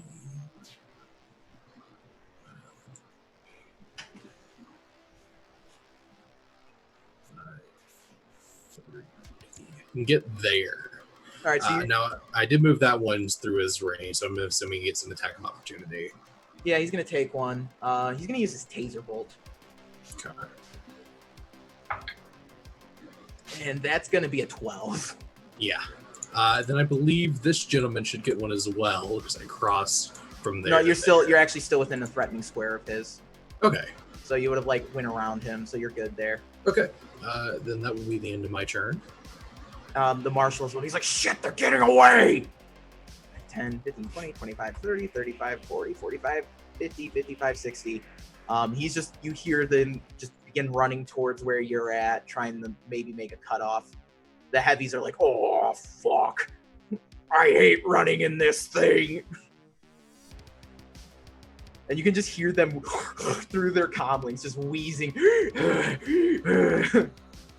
Razgo, you're up. It looks like we're getting boxed in. I'm gonna reach out a little bit, like kind of nervously to this one in front of me and say, Back up, bud. and just deliver a shocking grasp with Ooh. advantage because they're wearing metal armor. I assume. Yes, they are. They're wearing power armor. All right, so a nat 20, 26 total. Yes. Okay. Describe your kill. All right. I just reach out and put my free hand because I imagine I have my pistol in my right. So yeah, I'm gonna put my left hand on like his chest and just deliver the shock, and it just keeps traveling all throughout the body and just like causing tremors and smoke to rise up out of the suit. Mm-hmm. And Until then the next to you, person you just see is Dot has limp.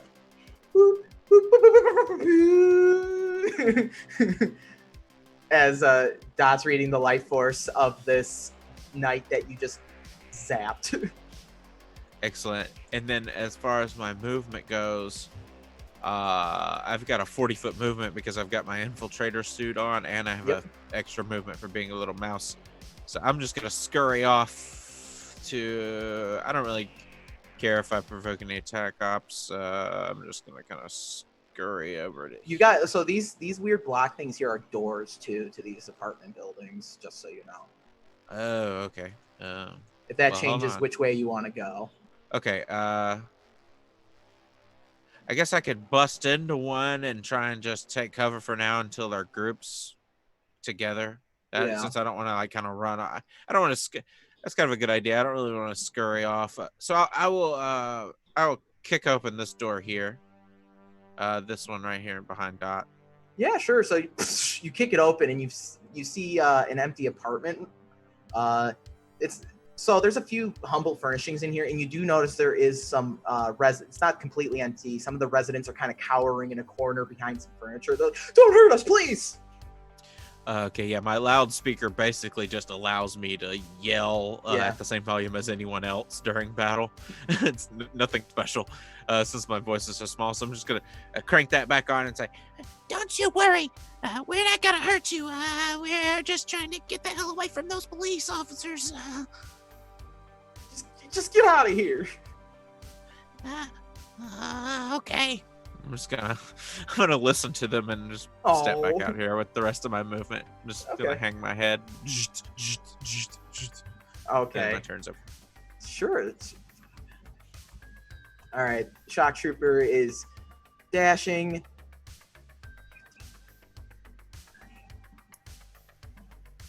All right, and that'll be their turn. Baz, we're back up to you, bud. All right, I am going to. First of all, I'm gonna yell out. I'm gonna go for my pocket to get a bullet out to load into my chamber, and I'm gonna say, and realize I don't have my coat. Be like, Charm, get my coat, or you're gonna need a help action. And I'm gonna shoot with the bullet in the chamber towards the guy in front of me. Okay, yeah, go for it. And then you're firing a laser gun, correct? Yeah. That's important for this. And I'm going to use my bonus action to steady my shot in the second and give myself advantage. Okay. That's pretty good. It's 18. So you're going prone? Oh, you have to go prone to steady your shot. No, I won't do that then. Let me reroll it then. That's actually the same. 18. All right, so you fire your DPR, and you're going to just go right through the armor. Roll for damage. Okay. That's pretty good. That's 12 radiant damage. Just there's a hole in the chest as this laser bolt just goes right through him, and he just falls down on one knee. He's like, "Night, brother, down!" And he just slumps over.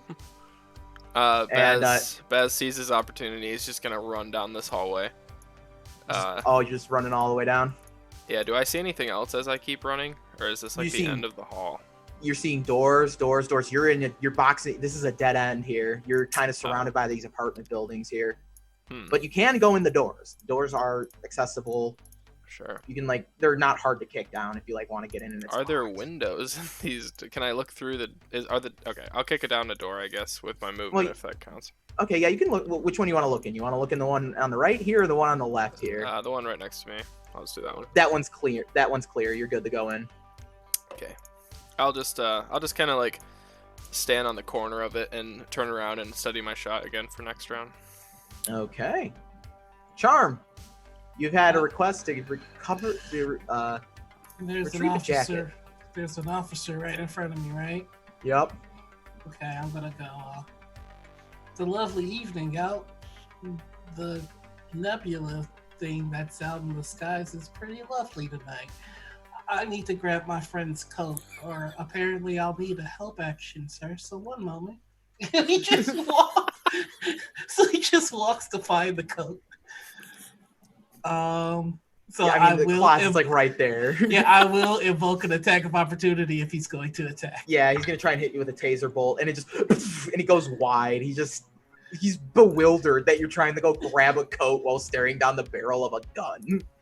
When he misses, Charm stops and turns around and goes, "You don't hit me yet. That comes later." And then he gets the coat, puts it on, and then it's too big for you because an ogre's quadruple your size. He puts it on, so it's dragging him, slowing him down. He's wobbling in front of the cop, and then he goes, this is an exit too. Look at that. There are 2 exits. Oh yeah, I can remove that guy because that's blocking that. So hold on, I'm just doing the math. 5, And yeah, you can exit out here 15. next to the shinobi. 5, 10, 15, 20, 25. And he walks to the other door and he goes, have a nice day, officer. And excuse me, Mr. Long, try not to make it a slow death. He seems nice. And he opens the door. And there's the shinobi just standing there, just like ready, like vibroblade at the ready. As soon as he sees him, he goes, oh, hi. That's it. That's his turn. You love to see it. Dot. All right.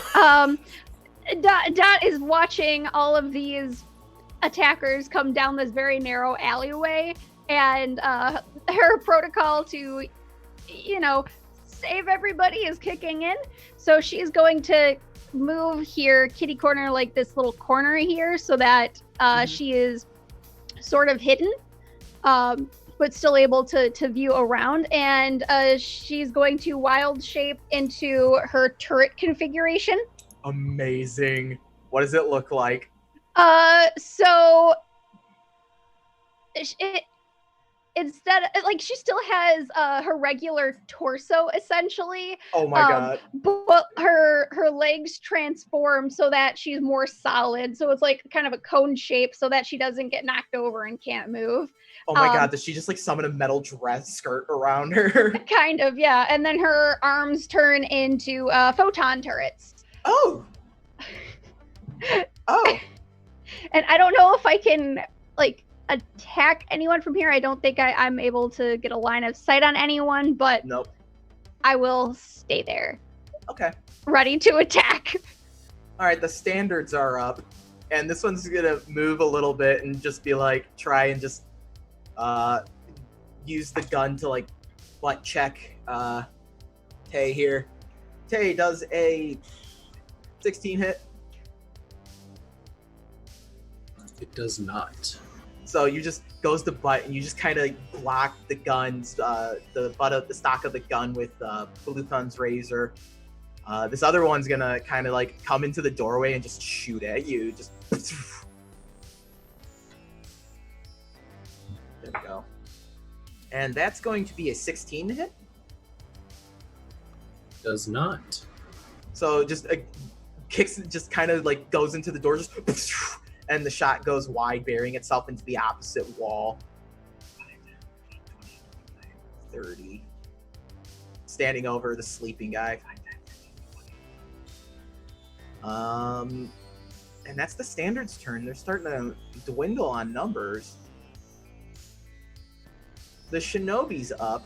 He's like, oh no you don't. Steps in and is gonna attack Charm with the please vibro don't do blade. this, sir. 15.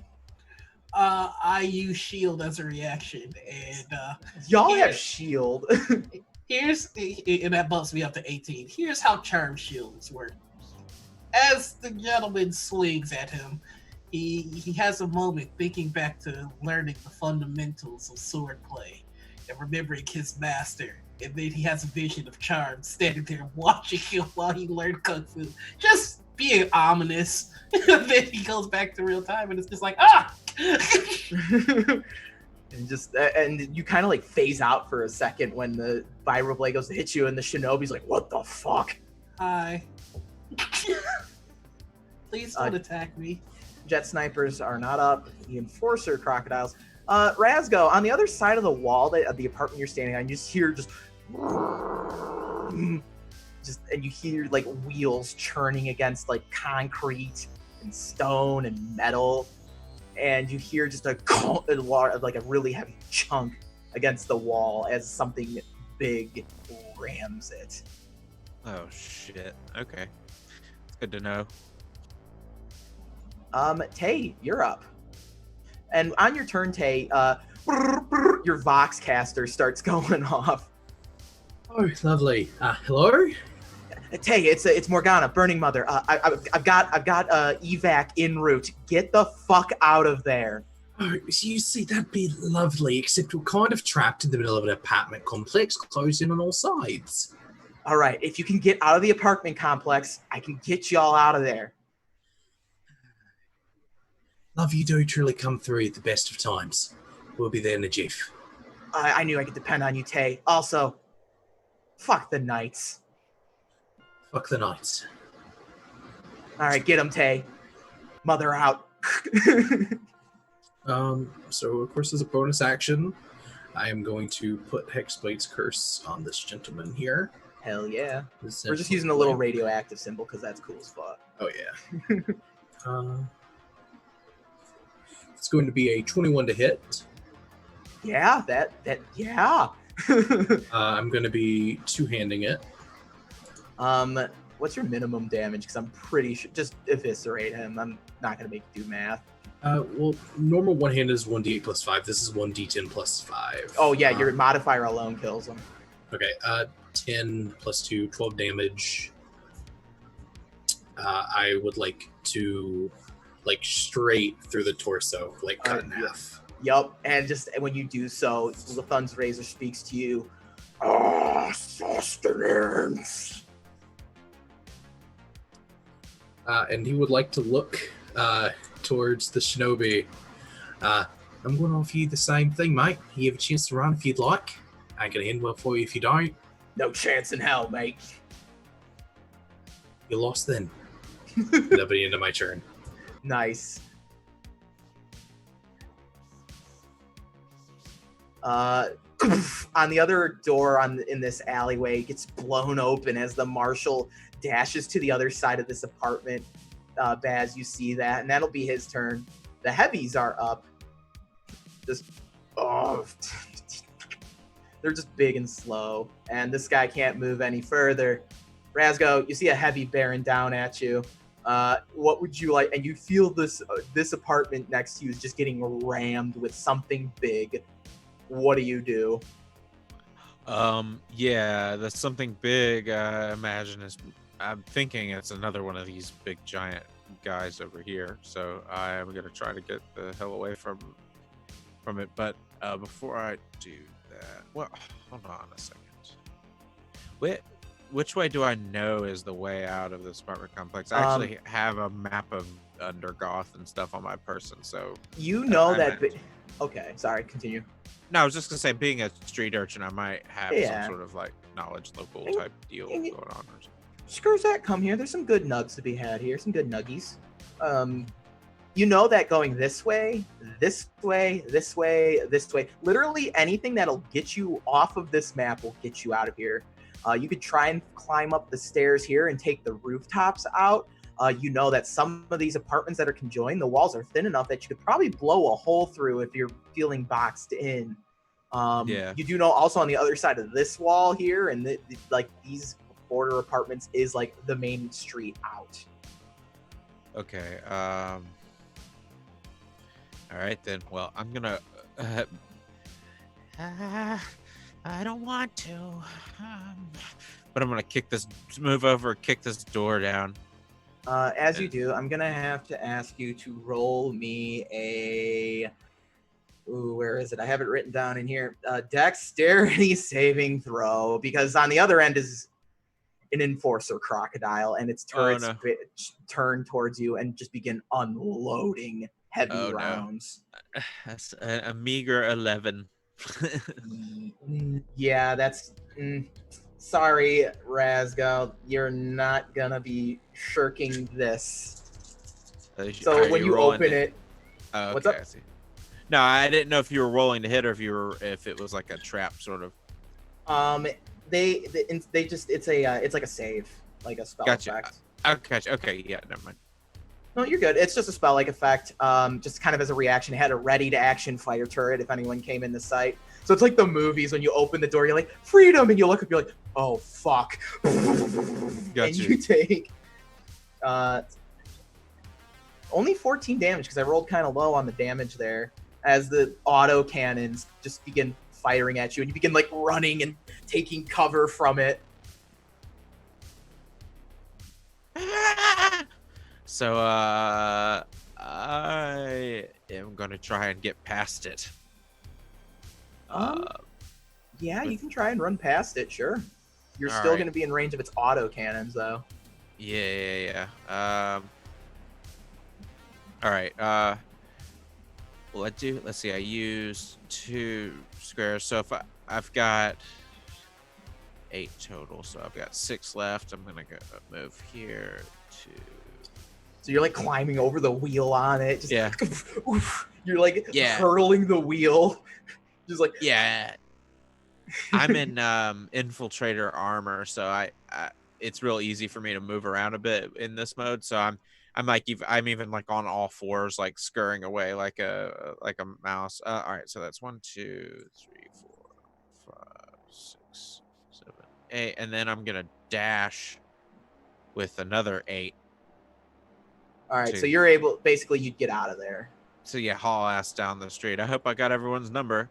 Yeah, y'all just see Raz go haul ass. I did do a group call with them earlier, so I'm gonna assume maybe I have their contacts. Yeah, you like could just on a pull up the call old log group. or something. Yeah, you Yeah. can pull up the call log on your Voxcaster, and just everyone else is getting pinged by Razgo. Sorry, I just found my way out of there. You might be able to sneak past this giant truck and run down the alleyway. Hit me up when you're safe. And then I hang up. And as you're running, you see some knights from like the east. They're like, "Oh fuck, one of them's getting away! Get them!" And they start running towards you, but they're slow. It's just like a junk mech suit the size of a halfling, just running on all fours down the down the road. Thanks, Tom. I'm glad you're a fan of what I've done to the map. I had to make a few changes and add a little tidbits here and there. So if you have nothing else with your turn, the shock troopers will go.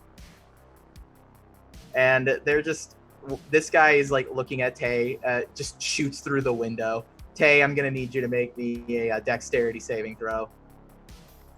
Fuck. 17. You're good. You're able to kind of like, you duck underneath the flame blast from his shotgun, and you hear this like vent. He just and he loads these like napalm shells into the gun. Flips it back up to reload it. This other one's gonna just kind of walk this way, and they're beginning to like. Y'all are successfully funneling the knights, so they can't be as effective against you. Baz, you're up.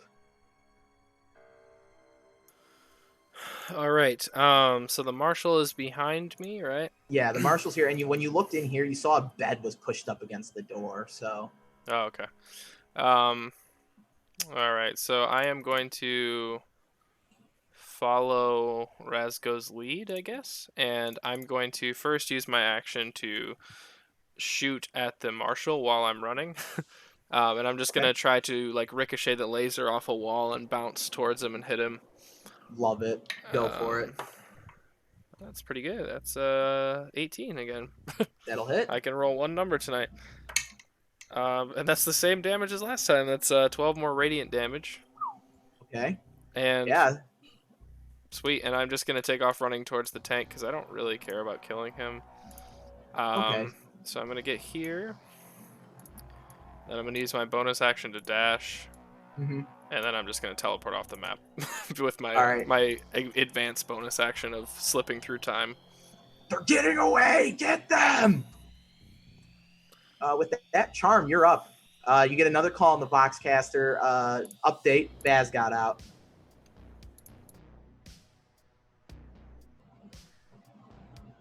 Okay, so he gets that call. He's still in front of the Shinobi, and he goes, "One moment, please." Oh, that's nice. Hi. I want to leave now, if that's okay. No. Okay. Are you sure I'm even real? And with that, he casts invisibility. Oh my god, yes! And he's like, maybe we're not. Did everybody? No. There, we still have some people pinned, right? Or yeah, Tay's kind of still like.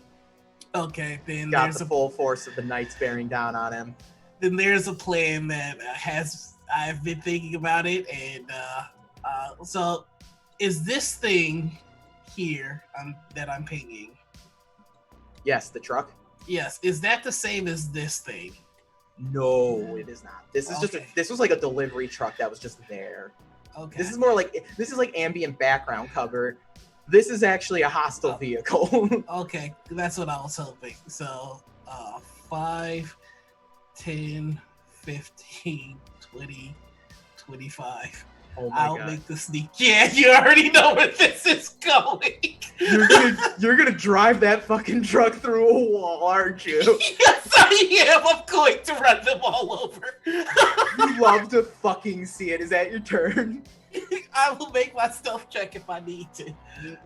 There's fog. All hell is breaking loose. And I'm unburstable. You're essentially everything is in your favor right now. Okay, yeah, I'm just going to. I will be a small boy and just walk right past them. They don't even notice. They're just like, and Dot, you're up. You've got this enforcer crocodile. Like the turrets are turning towards you. What a coincidence! I am also a turret. Oh no. I would like to make an attack with my photon turret. Spell attack at the other turret. Oh, you're fighting. Okay, we're okay. Yep. We're getting some turret on turret action. All right, we forgot to turn the NSFW tag on Abby. All right, let me. Things are about to overheat. Hey. 24 to hit. Yeah, that hits. It is a large turret on a vehicle. So 4 damage on that first one, and then this configuration allows me to make an additional attack as a bonus action. Yeah. So the next one's going to be an 18. That'll hit. And then damage for that one is 8. So with I'm gonna say with the damage you've dealt, you're able to disable one of the turrets on this gun. You disable the front turret on the Enforcer Crocodile. Okay. There is still one other smaller autocannon turret, but you've disabled one of them. Okay. Significantly decreasing the damage it would do. Awesome. That's my turn. I cannot move while in turret configuration. Amazing. The Standard Knights are up, and they're gonna move down and shoot at Dot. That's a really bad roll. I can take it. I'm invincible. There it is. That's a 7. That's another 7. And then this other one is going to take a shot at Tay inside the house. That's a nat 1. His gun's just going to misfire and just... You want it? Go get it. Yeah, his gun misfires and the barrel blows open in the front, and he just... Chief, I'm out! Drops the gun and runs away. The Shinobi is up. And the Shinobi's like, oh no, you're not getting away. And is going to try and attack Dot in turret mode. Dot, does a 14 hit? I can't hear you. I do not think so. Yeah, don't you get like bonus AC in turret mode? Yeah. Okay, so... No, I don't. All right, so the blade just pings off the metal skirt. I think it actually just hits. Oh, does it? Okay, so reform that. The blade slices through the skirt. Okay, there it is. I'm like, there's weird damage things that go on with these. You're gonna take 8 slashing damage and 2 force damage from the vibro katana. Okay. As he does like the samurai strike at you. Mm. Jet snipers can't do anything. Enforcer Croc, Dot, you're stationary. You can't make a dex saving throw, can you? It doesn't say I can't. It just says my movement is 0. If your movement's 0, you someone help me out with this. I'm not too sure in the call on that. Yeah, it's a weird call. If I can avoid it using just the upper part of my body, maybe. But if not, then no. We're gonna say no. Or at least a disadvantage. Well, yeah, we'll say. What's up? While she's stationary, are you taking away her dex from her AC? Because if not, then I would still let her do dex saves. Personally, that's just my opinion. Okay, yeah, make a dex save then. If Okay, there's nothing in there that says you can't, then Regular or disadvantage? just a regular one. I actually agree with that call there. 11. All right. You're going to take 7 points of piercing damage as the second auto turret buries into you, but it doesn't shoot with as much force at you. Okay. Tay, you're up. Okie doke. Tay's going to... Oh, after you. It's a little crowded on these sides here. This wall here, it's solid, but possibly blow a hole in it if you need to. With what is the question? Not really an explosives guy. No. You know what? He's going to move through this door here. Okay. Can't let the dot die, and he's going to put Hexblade's Curse on this gentleman here. Yes, sir. And we'll do the same thing again. You know, I've been forgetting to use my booming blade. Yeah. I forgot I fucking had that. So that's going to be a 19. So since he's Hexblade's Curse, that is a crit. Yeah. And two-handing it. With the booming blade this time. 15 damage. Shit, that's good. Plus booming blade gives me... I need to roll 1d8 thunder damage. And then if he moves, he takes more. Mm-hmm. So take an additional 8 damage plus 2. So he's taking 25 points of damage. Yup, and you just you slice and just you crack open the power armor, and you can see skin underneath, and he's like, that one got me. I'm still up, boss. Not for long. Not for long. And that'll be the end of his turn. All right, Marshall's up, and he's gonna start he's shooting at Dot. That's fair. 17. Mm-hmm. Okay. Damn, I'm squishy. And you're gonna take 12 points of fire damage. Dot's almost down, everyone. Just I mean, actually, you know what? We're gonna do my thing again. absorb elements. Good Yeah, call. we're gonna absorb elements. So what? That's half. Yeah, Okay. mathing is hard.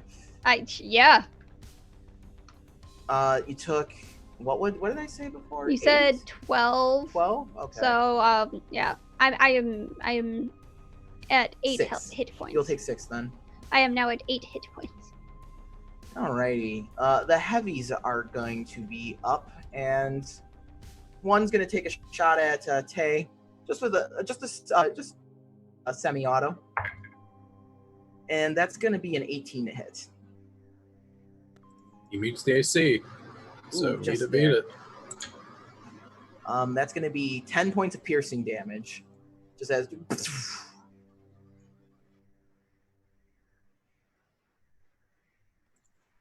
Tay is now at 8 hit points. all right, Razgo, you're at safety. Shock Trooper's just going to fill in here, and he actually has to reload his gun, so he's going to do that. Baz, Charm, you're up. What's the plan here? So I'm going to dash 50 feet, which brings me exactly to this thing. I'll let you get in the truck. And I did want to ask, is there a chance that he would have found a brick or a brick-like material? Oh, hell yeah. Okay. So he's turning the wheel, and he's putting a brick on the gas, and he's aiming it. Amazing. And he's aiming it. But no, hold on. Boop, boop, boop, boop, boop, boop, boop, boop.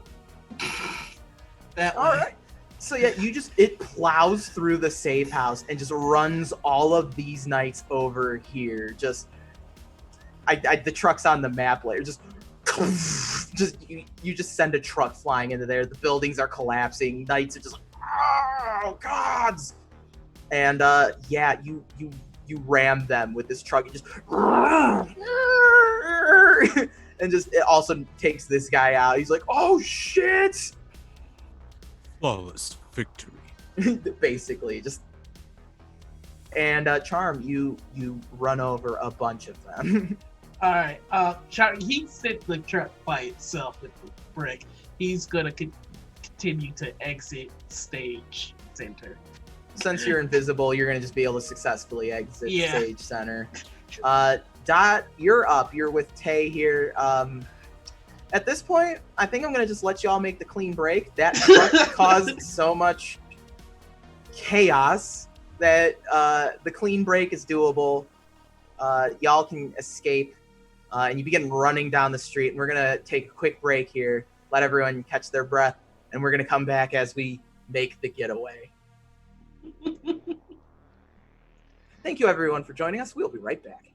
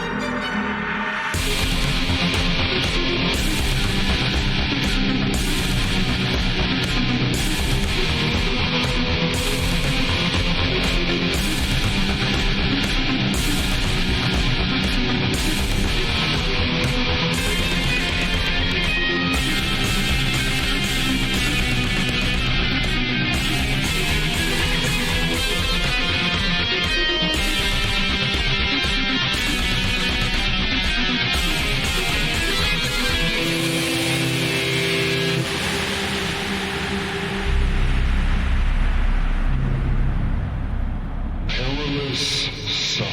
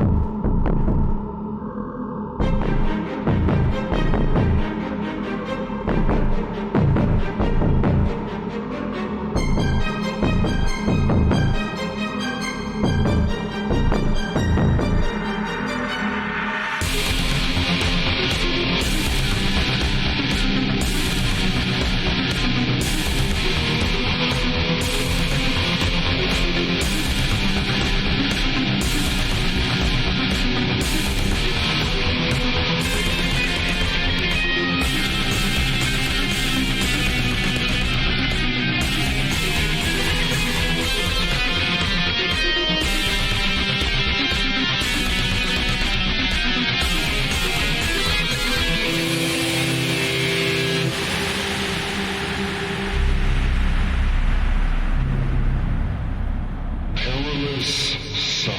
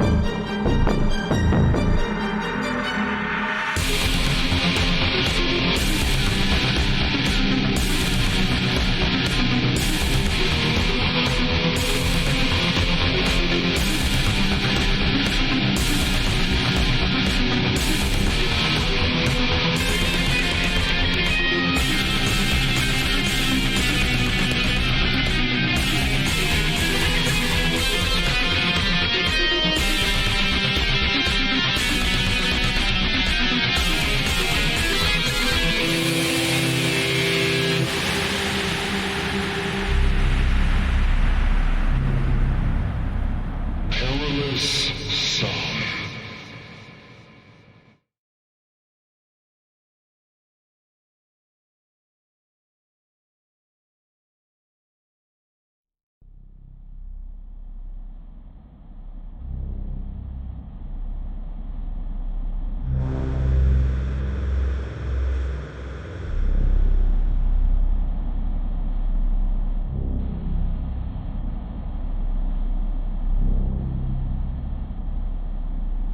Ooh, and we are back.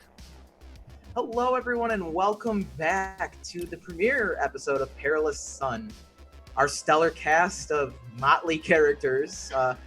They were contacted by one of the chem dogs and said, "Hey, I've got a sweet deal for you." And on behalf of the Burning Mother and the Solar Phoenixes, you had gone there to try and work out a drug deal of some kind, a trafficking operation.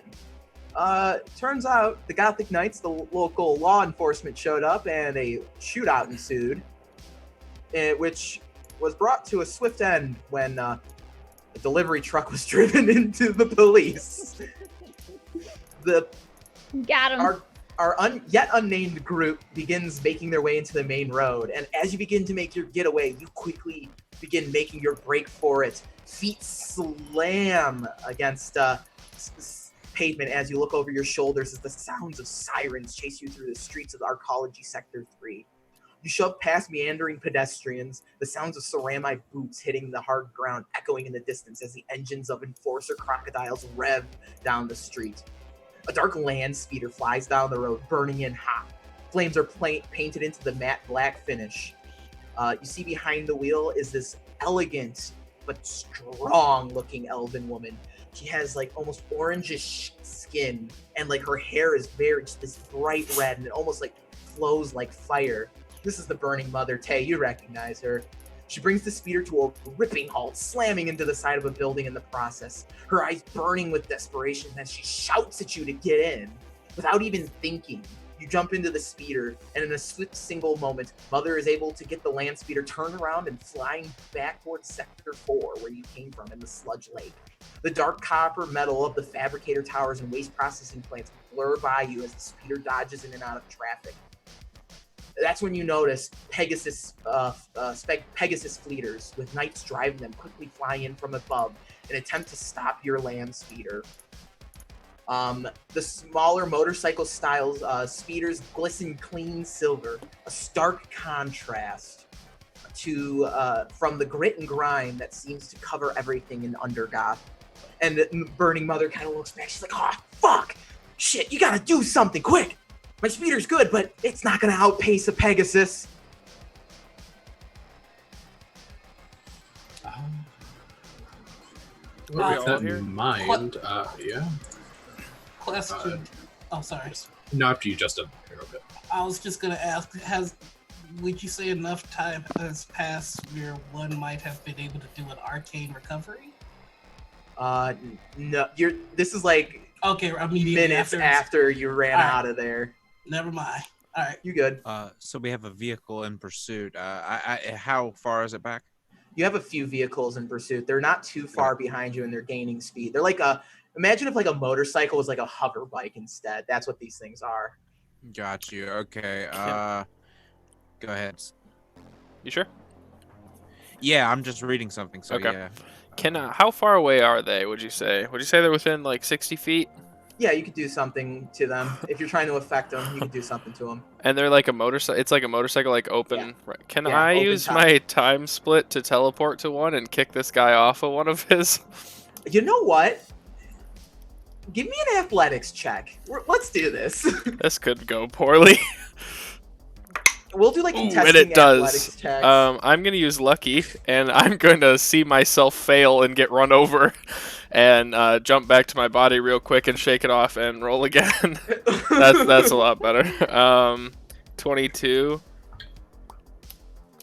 You beat a 20, and you see Baz just kind of just disappears, like he's hunched over in the land speeder and he disappears, and you see him appear in the rear view mirror at one of the bikes, and there's a bit of like a struggle, and Baz just takes this knight and just throws him off this Pegasus speeder, and you jump into the driver's seat. I'm just gonna trail the rest of the party and try to throw him off the rest of the party. All right, sure. Tell you what, everyone else, give me perception checks. Perception. Okay, doke. Does it have anything to do with hearing? This is more of a sight one. Okay. Roll 5. that seems about right. Wait, 15. 15. Nat 1. 4. Charm is adrift. Razgo, what'd you get? Oh, I got a 10. Okay, Dot, what do you see? You're speeding down the road. What do you see? Like, what are we seeing? Do you see like a side street? What are we seeing? Yeah. There's a side street that there's not much on it. It's pretty empty, honestly. Okay. Do you instruct Burning Mother to take a turn at this street? Yes. Like that seems like a good place. Burning Mother rips the wheel to the right, going down this side street. Charm, you're trying to eat your nuggies, and they go. It's just that's why you're not paying attention. You're trying to eat some nugs. Like one of them goes flying. And it's like, no. I catch it behind. Baz, you get a Voxcaster thing. It's just go right. And you rip the Pegasus speeder right, and you lose one of the other ones. There's still one tailing you as you're going down this like really narrow side street. All right, everyone but Dot and Baz, give me a perception check here. We're doing like the the action movie sequence here. Another one? Yeah. Another. Okay. 18. I did want to fire some magic missiles at any point if that was a thing. Yeah, you can fire magic missiles. 7. All right, so you want me to go ahead and roll all 3 of my missiles? You said there was just one vehicle left, right? Yeah. All right, so 7, 8, 9 damage total. All right, so you hit the knight on this motorcycle, and these magic missiles bury into him. You kind of like lift your arm out the window, shoot and magic missiles. they basically a green glow like erupts from the helmet on my suit, and just like it comes out of the eye. The missiles come out of the eyes, like it's two beams shoot off and then form and then into one and then become a missile. You'll love to see it. So they bury into the driver. He falters a little bit, but he maintains his course. Charm, what do you see as you're speeding down this side street? Think of like all your favorite car chase tropes and just like start injecting that shit into this sequence. All right, well, Charm is very sad. That was the only nugget that didn't have a bite mark in it from the rats, and he's really kind of focused on that. And then he just kind of absent-mindedly goes, "We should probably head straight." And there's like a bridge and a bunch of garbage, and the garbage is kind of covering up a service tunnel. Ooh. So it doesn't look like there's a service tunnel. It looks like there's trash in front of a wall, and he's just like, "No, I'm telling you, you wanna crash into the trash." Are you sure about that? I don't know if that's really a good idea. Who hired this guy? I mean, it's either that or we die. I trust him. I think you're the one that hired us. And then right as I'm saying that, a little small arm, like mechanical arm, it's very frail and can't really pick up much, but it's coming out of my suit and it's trying to reach into Charm's little pack of nuggets, looking for a spare nugget. All right. So Burning Mother rips the wheel and goes through the trash into this service tunnel, and you're able to give Baz the heads up over the Voxcaster, and like this Pegasus speeder goes zooming by over the bridge, and you kind of see the knight look that way, and it looks like beginning to make the clean break here. What's the last bit of this chase, Tay? What's the last bit? What's the last leg of the chase look like? Oh man, I always like this in like Fast and Furious movies where there's like a garbage pile, like a dirt pile, like part of a constructed road, and they go up and over it, like fucking jumping through the air on the speeder, man. It's gonna be cool as shit. Okay, so just the speeder you get some serious hang time. Baz, you're able to like do the pull up on the. You've driven similar speeders, but this is probably the nicest like motorcycle, like cycle speeder you've ever driven. You just pull it up and it instantly just lifts straight up into the air. And as you're like flying through the air, and after you make your crashing landing, the pace of the vehicle begins slowing down a bit as Burning Mother's looking behind. It looks like you've lost the knights.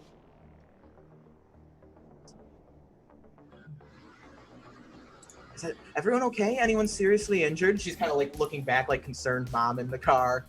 Or, just short to hell, and, lovely day. Truly. Just a fantastic day.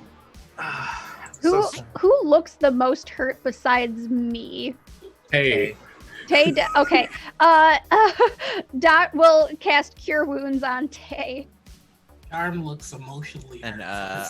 And while that's happening, I pull out a wrench and start sort of like fiddling around and casting Cure Wounds on Dot. Hey! I walk up to Charm, I get off the speeder, and I flick him the nugget that I caught out of the rear window. Thank you. And like he like struggles taking off this gigantic ogre coat, and he goes, I guess we're even, and I just kind of put the coat back on. Look, I think we were set up by the knights. Quick, let's get into Bandito Barney's. And you go into this bar. It's kind of actually uppity for being in the den. You can see the sludge lake out the windows when you come in here. And she's kind of walking and talking, and there's a Skurzak behind the counter just pouring these nasty looking concoctions. Oh, hey everybody. That's Barney. Tay, you get back 12. Thank you. Dot gets back 11. Nice. Thanks. I told everyone we weren't supposed to die today. And Burning Mother's like, all right, get them a hot meal and get them a drink. You all are packing up and you're getting the fuck out of here. Oh, I don't need to eat. Thank you. I'm sorry, we're going where exactly? Can I have Look- Dot's portions? Yeah. Where are you trying to send me? My brood lives in this area. I gotta stick around here. Look, the Gothic Knights, whatever they're up to, it's not just us. They're going after the Chem Dogs. They've never done something like this before. Whatever it is, it's got to be big. And I'm gonna have Cypher whip you up some fake Merc IDs, okay? Okay. The heat just the heat got turned way the fuck up, okay? And we're gonna have to lay low a while, especially y'all, because they're coming after you. And you killed a bunch of them back there, so they're gonna really want y'all dead. I didn't kill Yeah. anybody. I mean, all things considered, it was self-defense at the end of it. Yeah. I mean, killed the someone. The truck may have, but that really isn't my fault. Yeah, I shot at him multiple times, and I can't really defend that, I guess. I ripped a guy's head off. Oh, He Well, did. Why are you being so... I suppose you can't talk. However, I have money here. I have a place to stay. You forcing me out of here is absolutely ridiculous. Look, maybe it's temporary. it is temporary. Look, you're gonna have to get out of the den for a while, and I know just the place. Okay. I know the Alderman of Warren 22. He owes me a big favor. It's bumfuck nowhere out there. No one's gonna know who you are, nor will they give a shit as long as you behave yourselves. And Tycho's looking for some mercs. If you pose as a bunch of mercenaries, mercs, adventurer types, help him out a little bit, let the heat die down, you can make a little extra cash on the side. And when you come back, your stuff will still be here.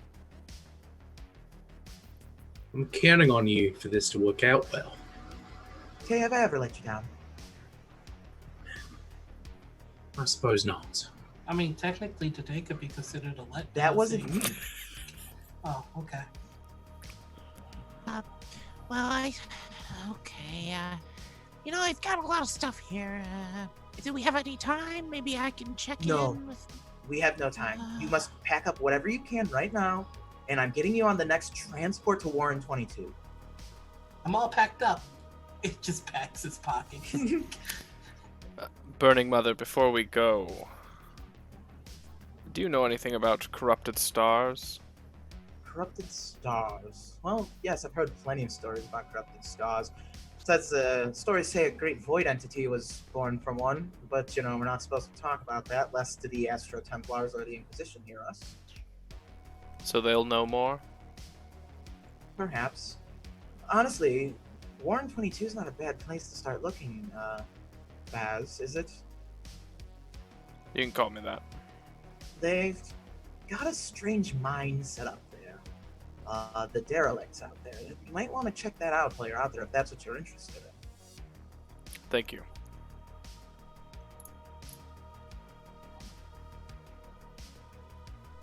Well, Type? What's that? I just wanted to ask a question. Speak. Yeah. So, do you think maybe you can help us find work out there? Because Yes. I'm really no good if I don't have a wrench in my hand. Yes, that's why I'm having you pose as mercenaries, so you can do some work while you're there. Oh, I'm sorry, I missed that. And Tycho's a good fella. He's getting up there in years, but he's good. He'll make sure you're taken care of. What about Kiki? Who the fuck's Peaky? No, Kiki. And then I'm gonna tap my shoulder, and a little compartment opens up, and a little tiny mouse comes in. You Pops can up on bring my your shoulder. pet. Oh, okay. Thank you. And by the way, Kiki is a friend of mine. You can bring your friend pets. Mother, if I may, Yes, Tay. good men get hurt when they involve with our lines of work. Are you prepared to have this man's blood on your hands if things go wrong? Oh, Tycho can manage himself. Very well They- then. Tay, they don't come out that way. No one does. It's one of the Warrens. The only time they ever care is if the mining shipments get interrupted. What if that's not correct? What if they do follow us? Well, if they do, We just have to not die again. if they do come after you, I'll try and make sure that you get fair warning. And there's just miles of just wilderness, and you could get to the Moonshatter Isles. If they do come out that way, they won't chase you to the Moonshatter Isles. Or head to the Atzland settlement of Salamander. I'll have to take your word for it. The dragon people, the Atzland, they don't have any care for the affairs of our world.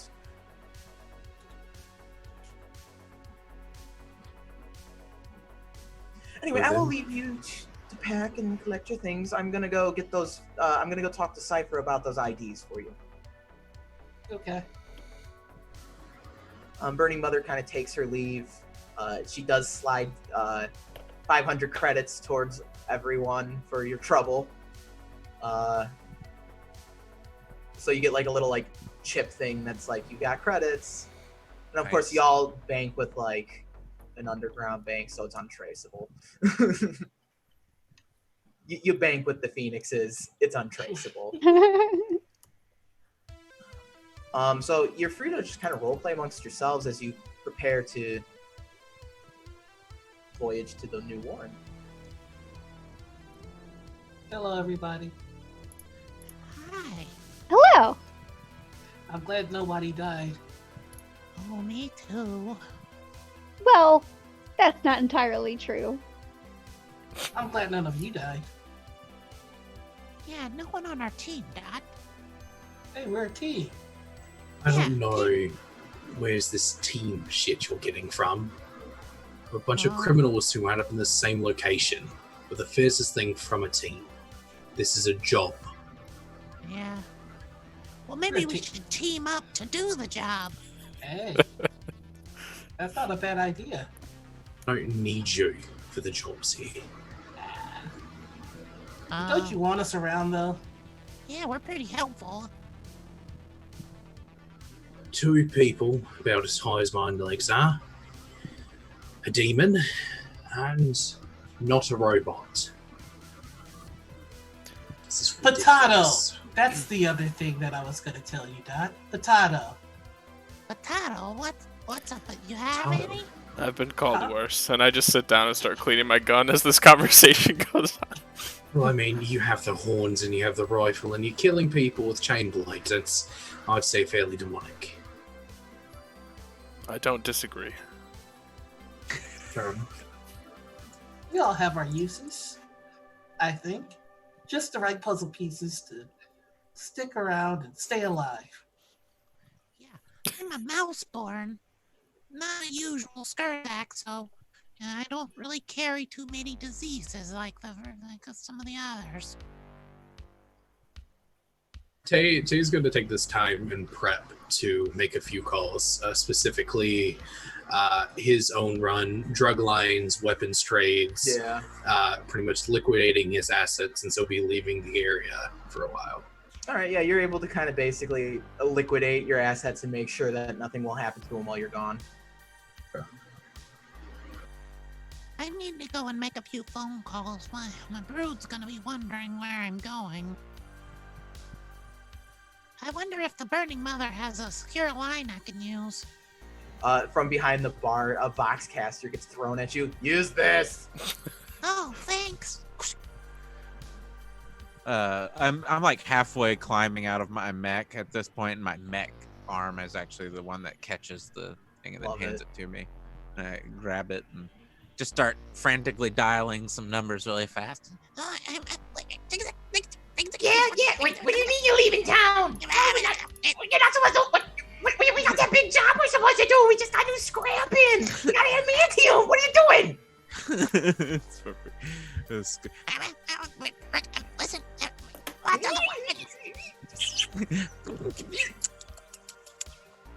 They are speaking a different language. Does anyone else speak Squick Squick? If I you do do, I'm not. gonna ask why. If you do, why? Yeah.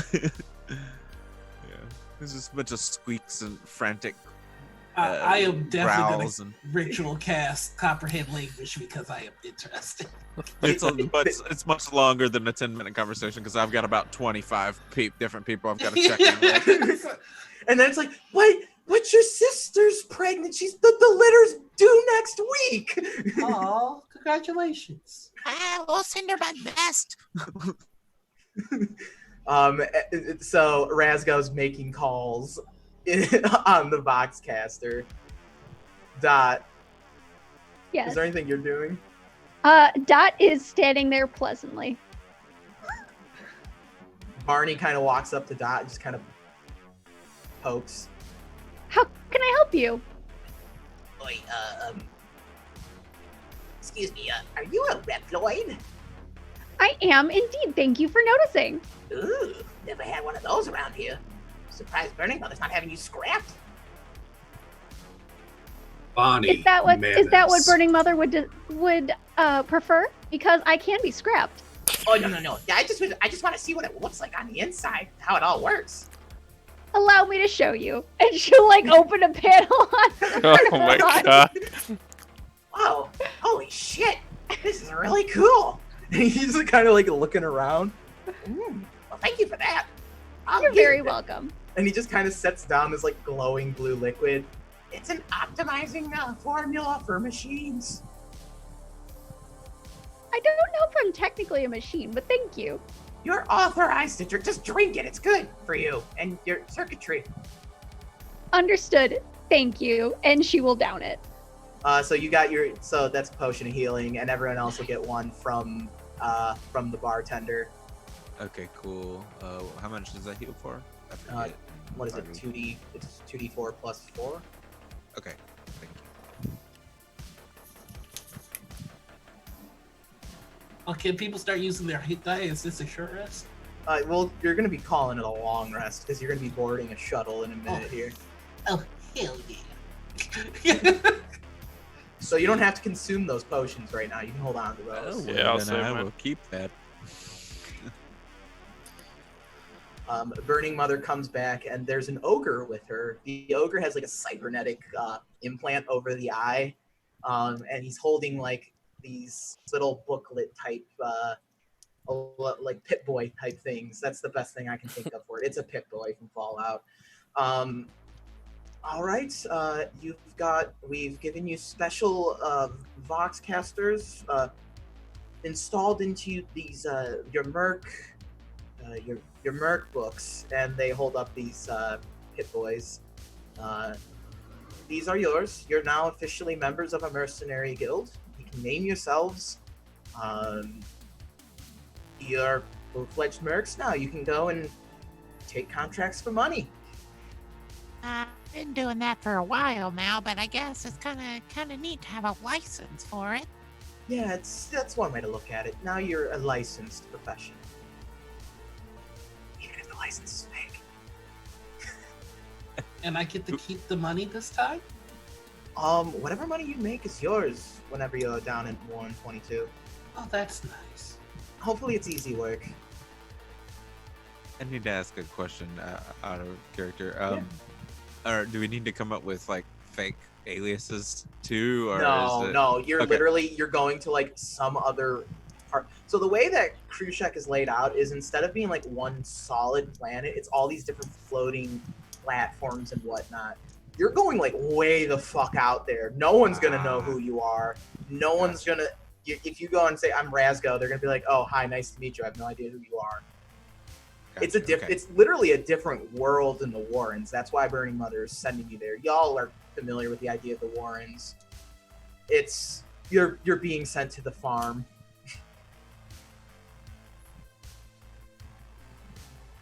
As we're kind of all sitting there, just flavor bit, Baz is just kind of sitting in a chair, and then he'll glitch out and randomly be sitting on a bar stool across the room. And this just happens every few minutes, and he eventually comes back to reality, but there's a few pauses where you're like, did Baz just die?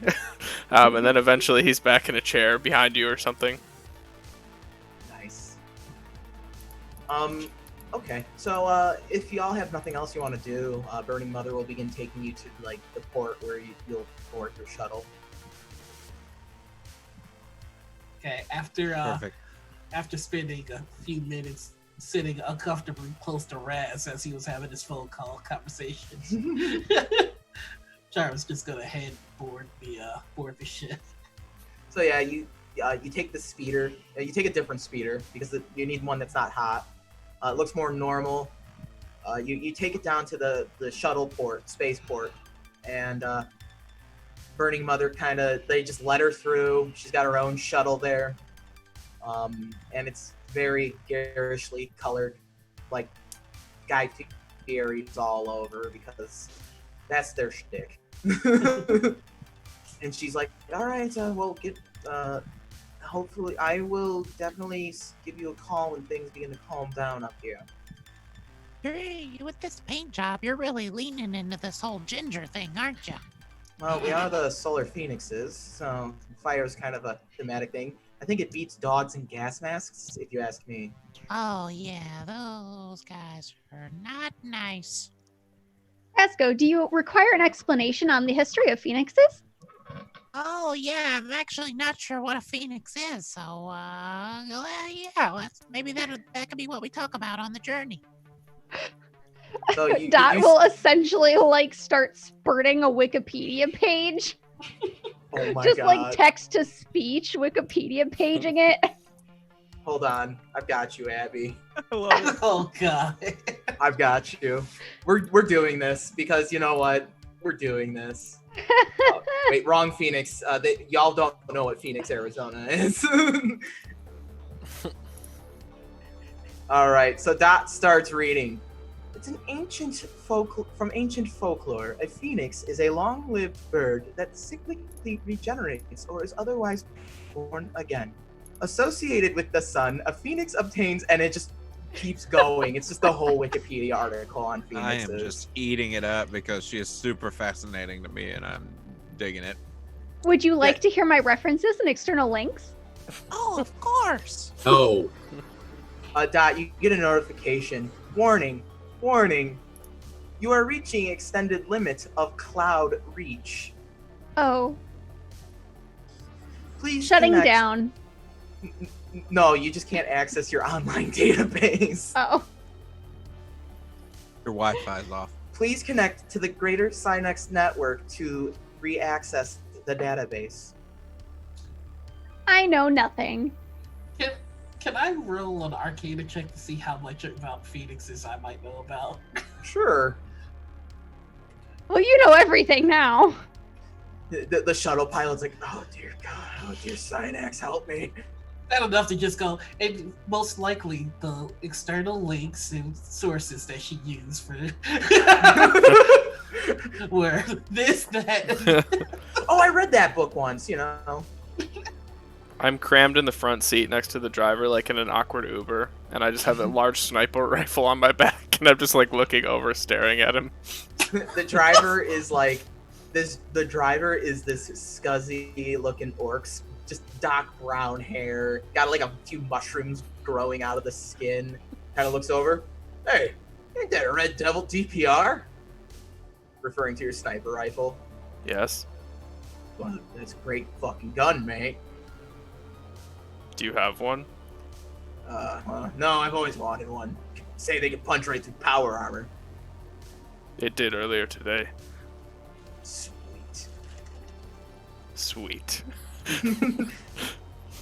So yeah, the orc is this orcs is as big as you are. I love that. He's also this behind the wheel, Just two big dudes in an Uber.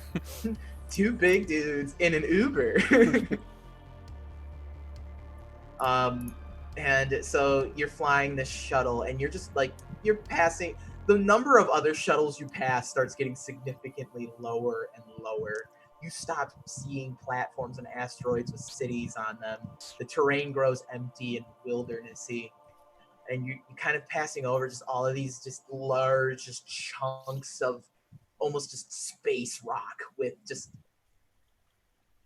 terraform type terrain on it, because the gravitational pull of this world is large enough to make an atmosphere. And you start passing over small communities. The community is getting smaller and smaller. Now passing Warren 1. Now passing Warren 2. And this keeps going for quite a while as you're flying this shuttle. And it gets to a point where you're like basically the only shuttle out there. The only time you ever see shuttles are far off in the distance. And you don't recognize the type of shuttles they are. And when you see them, the Orcs, who has identified himself as... hey, Charm, read this guy's mind. What's his name? His name is Philando. Philando? Philando Carpus. Philando Carpus. Charm, when you kind of connect to his brain, you kind of notice like his brain is kind of like there's tendrils in his mind. It's like you're visualizing his mind. There's tendrils in his mind that reach out, but like they've been cut. Interesting. And also, the further we've gotten away from the city, the more Charm has started to mutter and then straight up talk to himself. If you want to give me a nature check about like what you're seeing in the Orc's mind, go for it. Hell yeah. Let's get in that brain. Nature check. Hey, I actually don't suck at that. 17. You're aware that for most Orcs, they're actually a fungal creature. They're not mammalian, they're fungal. And you know that most of them are part of a hive mind. They have this, they call it the spore mind. It's like this overmind that rules over all the Orcs, making them serve its bidding, and usually it makes them in direct conflict with the people of Khrushchev. But this Orc, it seems, Philando Carpus, he's been disconnected from the hive, from the spore mind. Thus, which is why he's able to like act freely. Yeah, like just in Charm's muttering, because he's just in the back seat rocking, like so much quieter. I don't know what's going on. I don't know where anything is. Where's the good trash? Oh, how sad. He was plucked and now he's a seed all alone by himself. Hey everybody, this is gonna go well. We need to come up with a plan. And like he's just going on and on in the backseat. If you have no other interactions that the two of you, not the two of you, just all of you wish to take, or have, we can move forward with the journey. So Sounds the shuttle good to me. Shuttle continues flying, and eventually you pass over this. Really, the train's very rocky, and you see this very small settlement. I take it like most of you have lived in at least one of the Goths for your whole life. This is jarring. It's very open. There's no tall buildings. Not everything's made of metal. And when your shuttle lands and the doors kind of open with the hit, with that hiss of the airlock kind of releasing. Greeting you is a dark-skinned man. He has his dreaded hair pulled back in a ponytail, and he wears like a sleeveless red flannel plaid shirt. And he's sitting in a wheelchair. It's strange to you that he's not using one of the hover chairs that you've seen in Goth. He's using what's kind of referred to as a traditional or manual wheelchair, and he has a cane laid across his lap, and he's just kind of smiles nicely, and he's a rugged-looking guy, getting up there in years, flecks of gray in his beard and his dreads, and he's just like, "Oh, so you must be the mercs that Morgana sent." Yeah, that's us. Merc's all right. Hi, I am Dot. I'm not a merc. Oh, and he looks bewildered at you, Dot. And what are you then, Dot? I'm a Reploid. I exist to serve. So there's someone else standing next to him. There's this halfling woman standing next to him, and he leans over. I don't know what a Reploid is. Sir, you're so old. I know. Apologies for her, sir. She's a robot, but not a robot. Definitely not a robot. Definitely not a robot. Artificial life? No, I'll come up with something. Okay. Well, the name is Tycho. I'm Tycho of Warren 22. I don't have a surname. Most of us don't really have one out here. I'm the alderman of this settlement. It's a pleasure to meet all of you. Form. Pleasure's Sorry. all mine. And he extends a hand to shake your hands. I use my mech suit hand to do so. I don't, even though I would say the front compartment's open, I still just I move a little joystick forward and the hand Okay. comes out. Tay does not shake his hand. He steps off the transport pretty much, just goes right past him. Not much for talking is that fella, huh? Not yet. Only talking shit. And I take his hand and I shake it. Well, it's nice to have some goddamn mercs around here finally. I've been putting in a request for a long time now. Not a merc. Oh, oh, well, you're with him, so you're a merc. Here, come with me. And he begins wheeling his chair. He kind of turns his chair around. He wheels it through this rocky terrain. The wheels on this chair are like all-terrain wheels, because the terrain here is it's rocky, and he has to get around the warren a lot to be the alderman. And he kind of just he's wheeling, and he's like kind of giving you like a quick tour of the town. And he's like, and that over there, that's the Drunken Ogre. Best place to drink around here. And he just keeps wheeling down the street, and well, the gravel road. This is strange to y'all, and this man is just comfortable with this. There's no skyscrapers, no fabricator towers, no arcology, no sectors. Where's the sludge lake?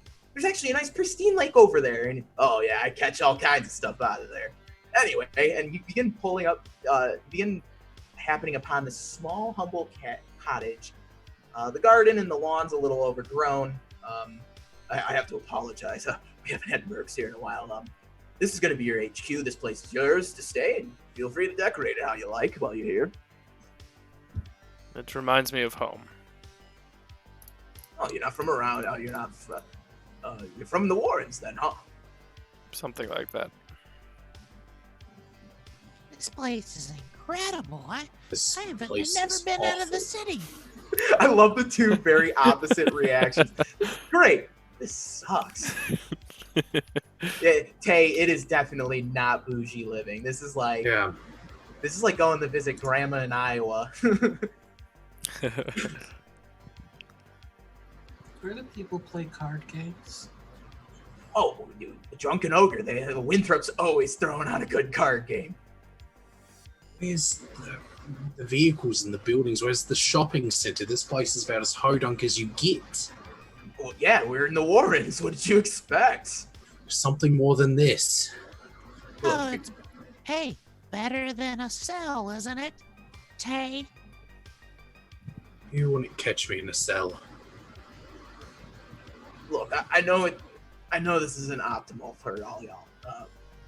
Morgana clued me in on what happened. Look, it's better than being stuck in the tangle. It's better than being stranded in the Moonshatter Islands, okay?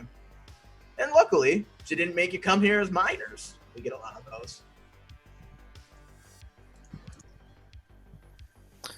She said to explore the mines. To you, what do you want with those mines? That derelict gives me the creeps. Is that not what mercs do? Well, now that you mention it, actually, yeah, that is a good place to go look around. You're right. I'm sorry, I'm not used to having mercs around here. Should we celebrate our new home with a drink, perhaps? Have any water? Well, the card game happens at the tavern, correct? I would very much like to play a round, and I could purchase a round for all of us with the credits that I receive. Do you already know you're gonna win? Yes. I just kind of intensely stare down at him. Well, I'm gonna let y'all get acquainted, kind of get to know the place a little bit, and here's my Voxcaster contact if you need me. And I'll be sure to bring you any contracts to get posted on the board up there if we get any that need to be worked. I've got 2 different numbers, one for my personal comm and one for my suit. Whichever you want to call me on. All right, I'll give you both.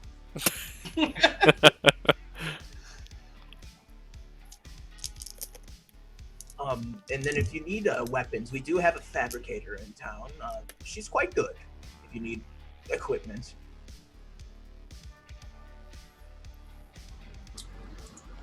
Tay's kind of wandered away a bit. Like he's very much distressed being out here. And he's like throwing rocks and kicking rocks. He's very much just like, why the fuck am I here? In the middle of nowhere. That's fair. Tycho kind of begins making his way back towards where most everyone, like kind of like the village.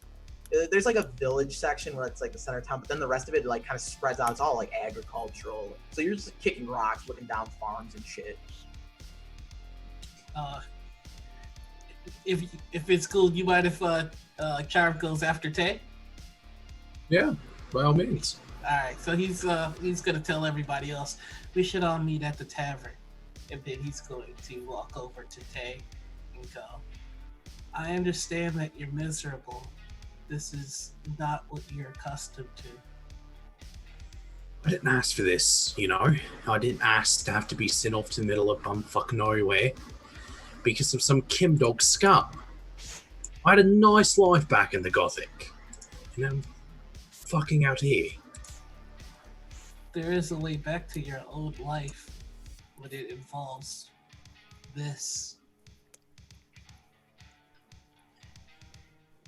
The sooner we can get out of here and back when the heat dies down, the better. Not built for places like these. Never stepped a foot out of the city a day in my damn life. Well, you're going to be miserable for the next few days. Perhaps the first day being miserable and not sober might help. Make a damn good point. I'll be at the tavern. He just walks away. Strange little man. Do you know of a place I can lock up my suit? I don't want to just drive this thing around town. Freak people So out. you actually have like a little like butler bot at the cottage. Greetings. I am BUT3R unit. I live to serve. What a coincidence! So do I. Well, isn't this just pleasant? Now, this is like a metal robot, you know, tin can head, slit for an eye, little like speaker for a mouth. It's not very well made. It's not a sophisticated robot. Claw hands. We are exactly the same. I am happy to hear that we are of similar construct. You are of much higher quality build than I. I am an inferior servant to you. Don't say that about yourself. I must apologize. What is your call signal? I'm DOT. It doesn't stand for anything. My creators merely had a sense of humor. That's hilarious. Ha, ha, ha, ha. I have been told it is also hilarious. Here is the Wi-Fi password. You, Master, I did not catch your name, Mouseborn.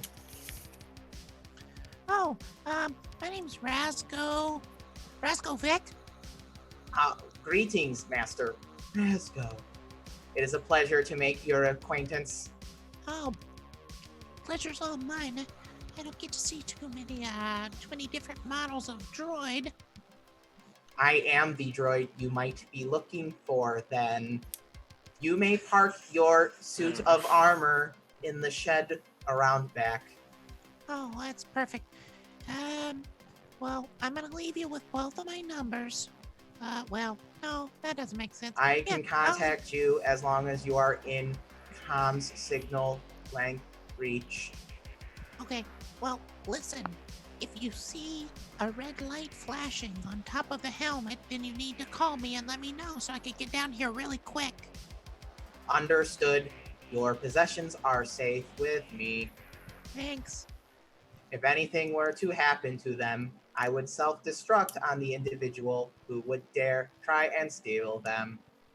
Oh, I bet that'd be highly damaging. Perfect idea. Indeed. I am incapable of using firearms because my hands are claws. Hey, if you end up blowing yourself up protecting my stuff, just know I'll always rebuild you. Probably with some You- grades. You can upgrade me.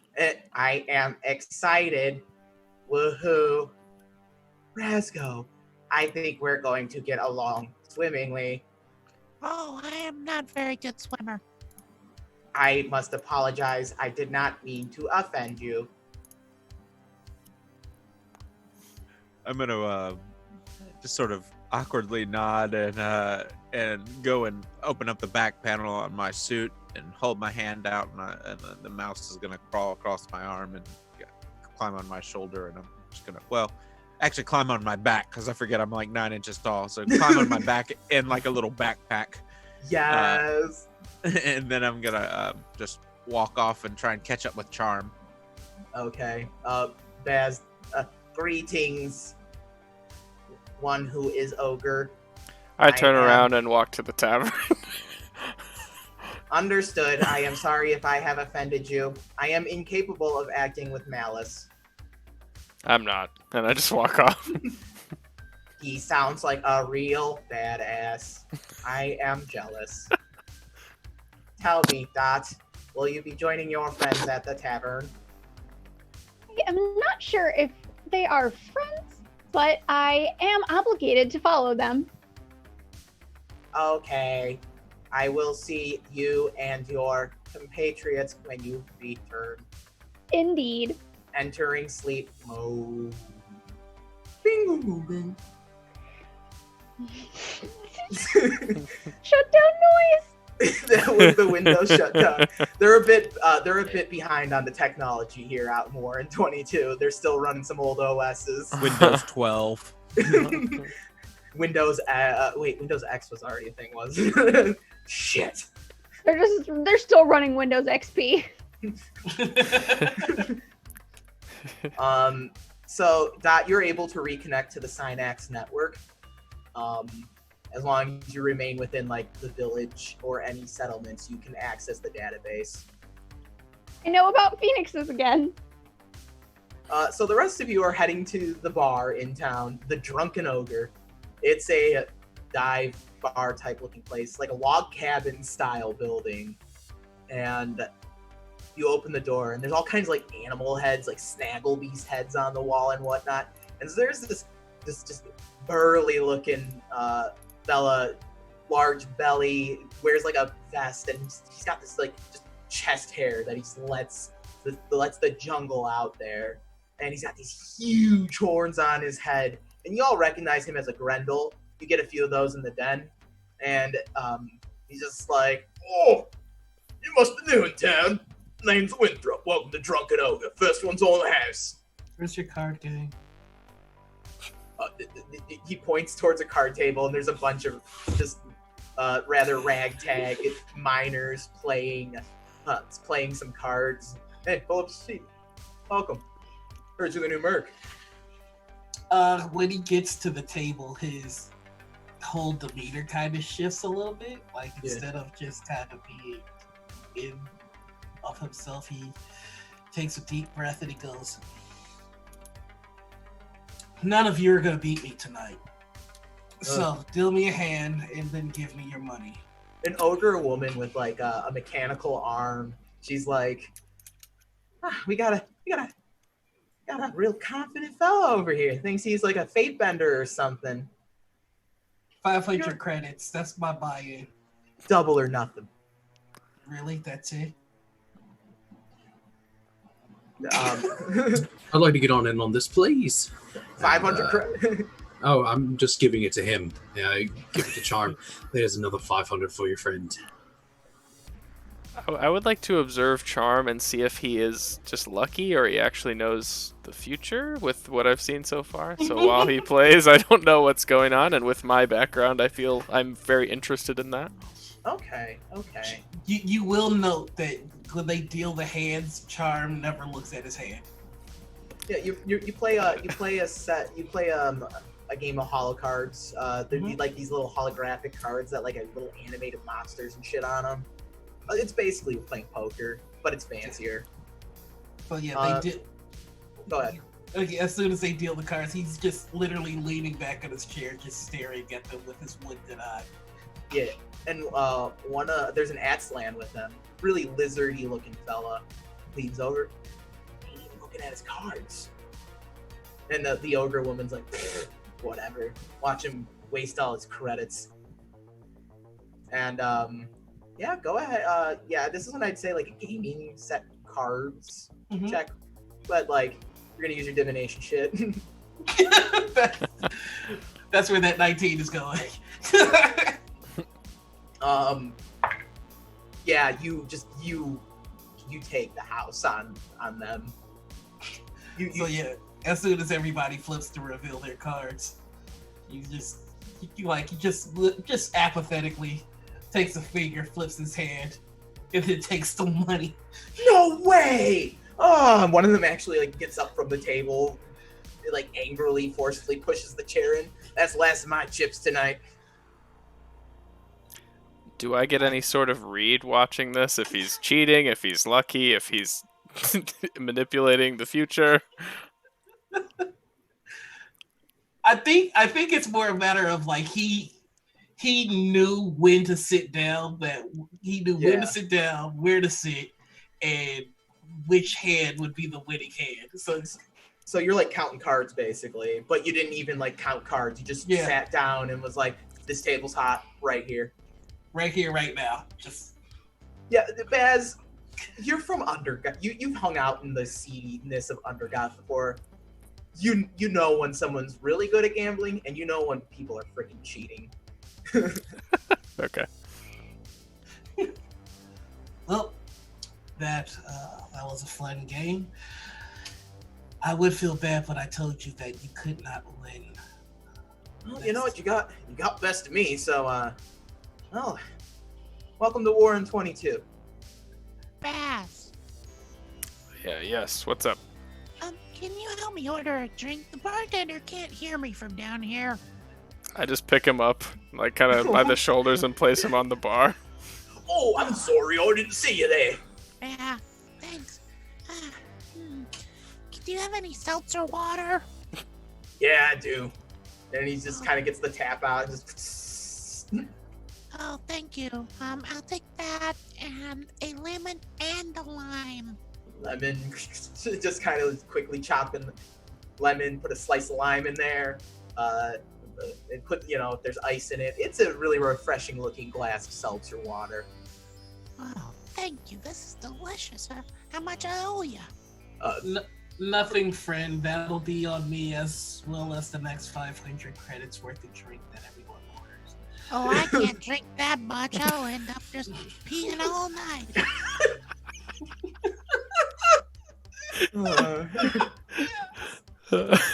So, like, to give another good mental image, this is like in Stardew Valley when you go to the Star Drop Saloon. It's just a small town tavern. People are just kind of having a good time. There's a few arcade machines in the back. People are playing like Space Blaster and stuff like that. But instead, knowing that it's that small, he's just gonna go, drinks are gonna be on me for the night. Yeah, I saw you one big there over there. That was impressive. I've never seen anything like that. Cards, combat, it's all about ebb and flow. That's it. I like the way you think. There's only two choices, so that makes it a lot easier to see. Well, I used to be a merc like the rest of you. Started eating a few too many ribs, injured myself, and kind of opened up this here place. You didn't get shot in the knee, did you? No, I have digitardigrade legs, so it's very unlikely they'd hit me in the knee. Oh, okay. And when you do look over, if you peer over the counter, you notice he does have like cloven hooves for feet. With that, he's gonna get a whiskey. He's gonna order himself a whiskey, and he's gonna have another one waiting. And he's gonna time it like 3 so that as soon as one hit, Ty comes in.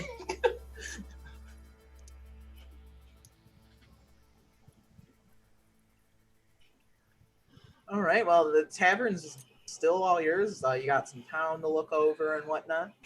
And you kind of actually, we're nearing time here, so you kind of finish up with your drinks and whatnot, and you begin heading back to your cottage. Might as well start settling in, get the place set up. When you're at the tavern, an elf woman does stop you. She has very pale skin, really like this really brilliantly blue hair, and she wears very simple robes. And she's like, "Oh, by the way, if you need anything in terms of furnishing, I can take care of that for you. Just come see me at the Temple to Boreala, and I can get you set up. Also, if you ever are in need of healing, we can take care of you there." Can I have your number? "My name is Crystal," and she puts the number in your Voxcaster. I call it to make sure it's not a pizza place. And she pulls out her Voxcaster. You notice the Voxcasters here are very much more cassette level technology than the stuff you were using back in Undergoth. Sure, Undergoth was a shithole, but at least they had technology. So, it's like a lot of this, it's like a lot of analog type shit out here.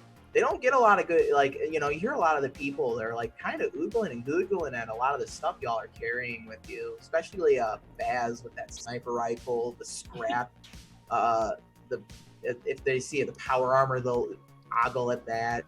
Dot's definitely people are definitely swarming Dot, oh, hello, what's this? My Synax, what is this? Whenever someone pokes at Dot, I just shove them backwards. Are you just Dot's bouncer now? Yes. It's okay. It is literally impossible to offend me. All right, I'm still gonna do it.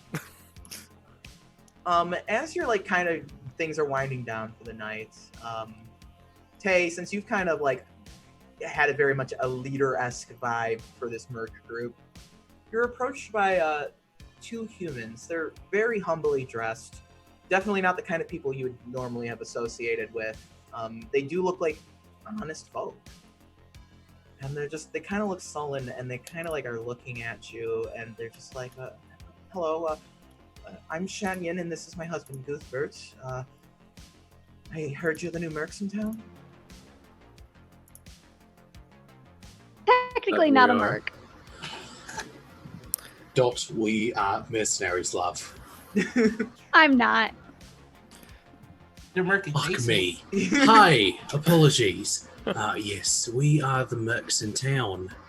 Oh, well, how are you this evening? Tired, honestly. Well, then, we really hate to ask you this. And they kind of look really hesitant to ask you or to tell you what they want. The whole making small talk thing is I don't want to just walk up to you and start asking you for shit without at least talking to you first. Hey, You don't- you seem so sad. No worries here. We're all good. We're all good friends. That's a lie. Secondly, what the hell do you want? Well, look, our son, Hammond, he works at the mining camp at IZ8 out in the wilderness. It's about a day's ride out from here. Well, we haven't heard from the mine in quite some time. The shift change was a few days ago, and Hammond would usually let us know if he was going to be staying at the mining camp longer. And no, and comms have been down at the camp, and we're worried about him. A moment, please. Charm. Yes. The son. Anything about him that you can see? I can try. Here's your whiskey. Cheers. Okay. So, All right. I'm just kind of looking at the parents. I'd like to know you. If you don't mind, just let me in. They And kinda like look at you. he's like saying that he's not saying that with his mouth. He's saying that Yeah. with his, yeah. So Oh, he's just You went with the yeah. Ghostwise feature, right? Yes, I did. So he just walks up to him and goes, "Here's your whiskey," and then he's just staring at them. I can know you. You just have to let me in. They kind of both are like, what the fuck? Yes, and you're kind of like reading their minds. They're very loving parents, very good to their son. Their son's a young adult, works at the mines, and the son's the one who kind of like supports the family, makes most of the money for them, because both of them kind of are getting past in years to be able to really have a career in physical hard labor, which is most of what you do in War in 22. And they're very much concerned about him. Okay. Do you know any object that he might have on his person?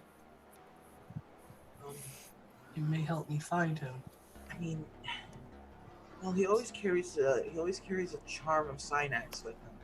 He's a devout follower, and you know from like getting to know them, they're very devout followers of the god Synax. Okay. So he's going to go deeper in their head to get a mental image of this charm. Yeah, it's very much. It kind of resembles the core of Khrushchev. That's like the big metal orb you can see in the night sky, like in the sky always. It resembles that. It's like got a glowing purple dot in the center. Okay, I have an idea of it. And then he casts locate object, and if that charm is in 1,000 feet of him, he knows in what general direction the kid is, or the object is. So you kind of begin sensing the object, and your mind goes out, passes through expanses of wilderness, and you kind of eventually hit an area that's kind of like this ball of just like swirling warpy clouds, and you hit this wall, and this is new to you. You've never hit a wall like this before. Finally, a talk. Oh, sorry. Everyone focuses on the tick so much. We never get to the talk. But now your son, he's by the talk, something different, something new. I can help find him. They will speak aloud. That's yes, please. We'll pay you anything. We'll give you anything, everything we have. It means our son is safe. I don't think payment will be necessary. Are you sure? Synax, bless you. I don't know that he's safe. I can't promise that. In fact, I can almost promise the opposite. Wherever he is, there is strong magic. Magic? Please make haste then. We would go check ourselves, but we're far too incapable. We wouldn't make the trip. You wouldn't survive, I saw. We can do this. Will we do this? And he looks at the rest of them. Yeah, I feel like since we're gonna be stuck here for a while, we at least might as well rile up some goodwill with the locals. Charm, I have a question. Yes? Why do you bother asking us if you already know the answer? Because people get bothered when I skip forward in the conversation. We'll do it. It looks like we'll do it. And of course, this will help the parents. Wonderful. I exist to assist. Well, your help will be greatly appreciated. Tycho did right by having you sent here. If you need anything, we'll be at homes. He's just gonna turn around to the party. He's approximately a couple hundred feet that direction, and then my senses stop. Perhaps it's best we get a night of rest. I have bullets that need to be pulled out of my body, and I would still like to see that scene too. The chances of us finding a missing person is much lower the longer we wait. Look, I don't trust any of you to pull bullets out of this body of mine. So, we're going to take a rest and get at it first thing in the morning. I mean, plus from what I hear, as long as they don't make it to a secondary location, it's okay. There it is. We were so close. We hit one earlier, but yes. Sounds like a plan. I don't mind expending the energy to search for him again tomorrow. Or at least the item that he carries. And like he turns to the parents and stresses that what he's finding is the item, not the boy. The parents kind of understand it with the elf priest in town. We cannot guarantee that he will be alive. That is Yeah. something you have to prepare yourself for, which is We why we're doing this for free. We appreciate that greatly. We would just hope that his body could be returned so they can be sent to the memory crypts. Very well. Everyone understands that the memory crypts are like very holy. It's a very weird, like the Underdark almost of this whole world, and it's like how you can connect directly into synapses. So, okay, full disclosure: the god of this world is a super powerful artificial intelligence. Hell yeah. So when you like people who are devoted to him want to be buried in those crypts because it's like being buried in his server and it's motherboard. So it's like you're joining Synax then. It's a really interesting burial ritual for their religion. It's like upload their consciousness to it Yep. or something. Yep. So y'all will go back to your cottage. BUT3R is happy to assist Tay in pulling bullets out. It is okay. I have been programmed to be a medical professional. My call sign should actually be BUT3RMD. Instead of just butter. That is indeed humorous. Unfortunately, my creator and programmer made a typo when making my call sign. Let's just toast there's not a toast spot around there. Understood. I can make toast if that is what you require. I would love some toast whenever you're done pulling the bullets out. Just out of his shoulder, just toast pops out. I catch it, but then my pet mouse climbs out of my backpack and over onto my arm and steals it and brings it back into the backpack. Master, hey, it is my pleasure to serve you, despite being inadequate for someone of your kind of scans you up and down social standing. Nobody would believe me, but it's going to be quite the day where that robot kills a man with his toast cannon. That's happening now. Superheated shard of metal comes out of it. Jarvis saying this with a straight face, just it's gonna murder a man with that toast cannon. All right, so y'all all go to bed. Dot, you go and power down for like 6 hours to recharge. I got one more thing. Baz, my friend. Chris mode. Okay. Are you pulling a Chris on here? Yeah, fuck you, Chris. It's my turn.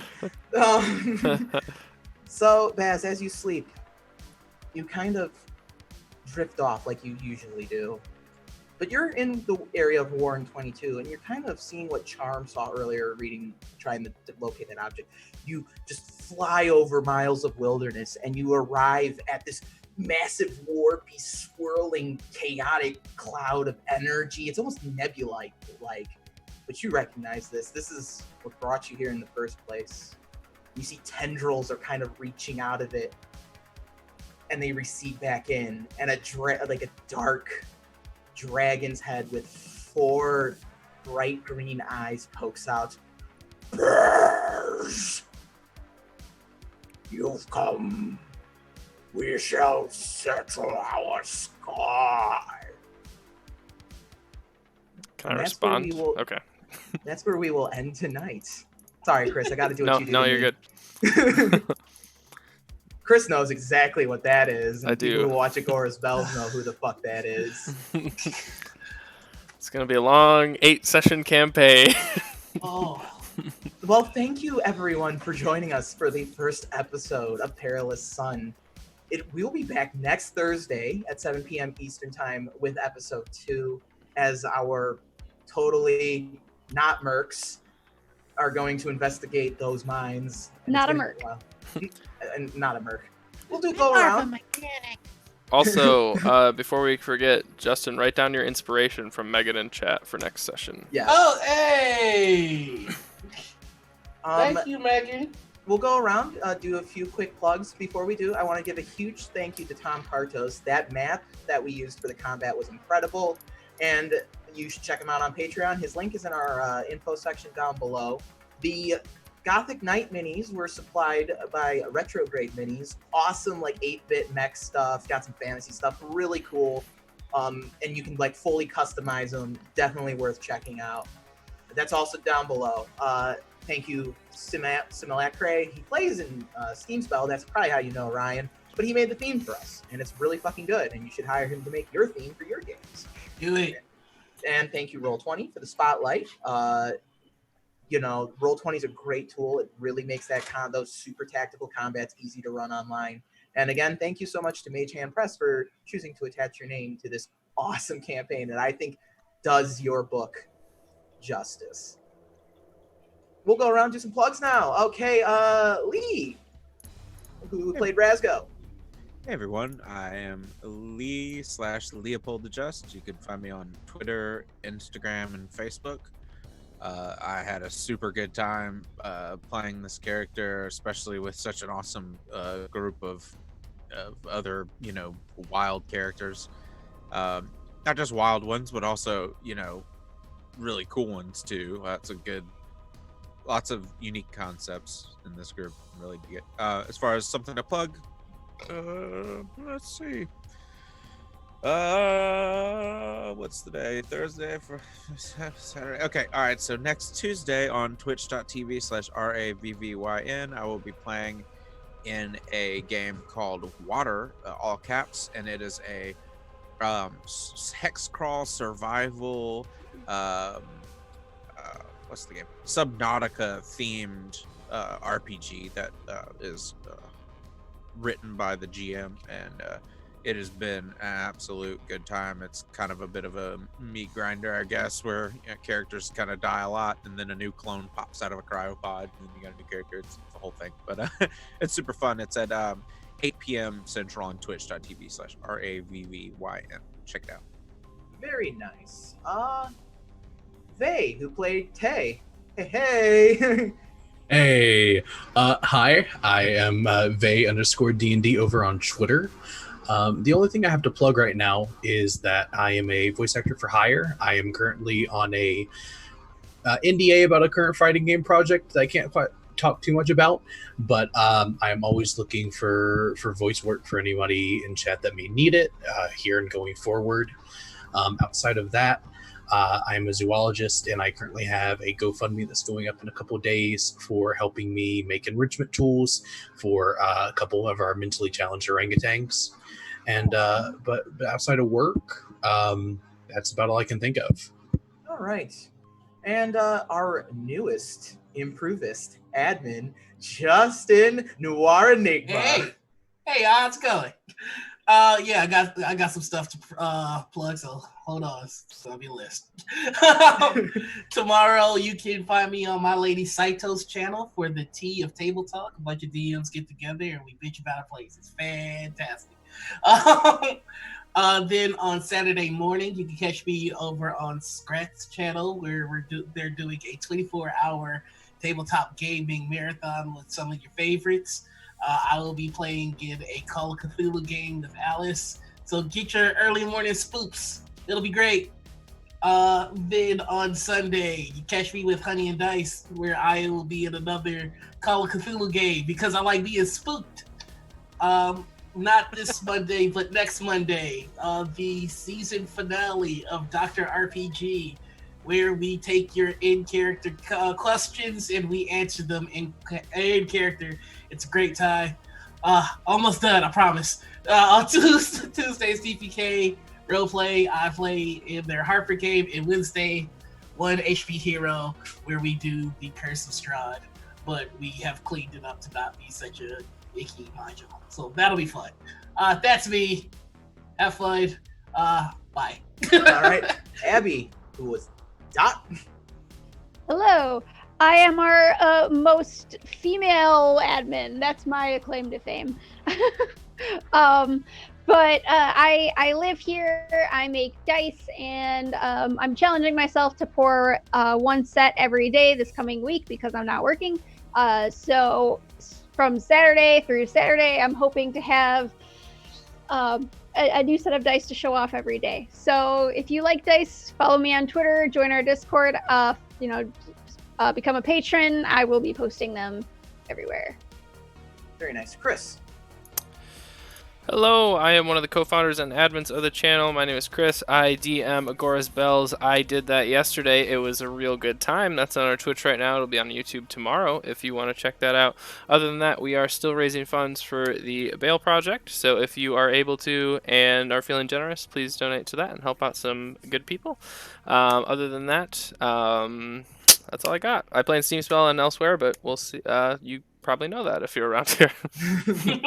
Hello, and I'm Alex, but you probably know me as Mr. Puddins. You can follow me on Twitter. I talk about RPGs usually, but it's been spicy lately. Very spicy.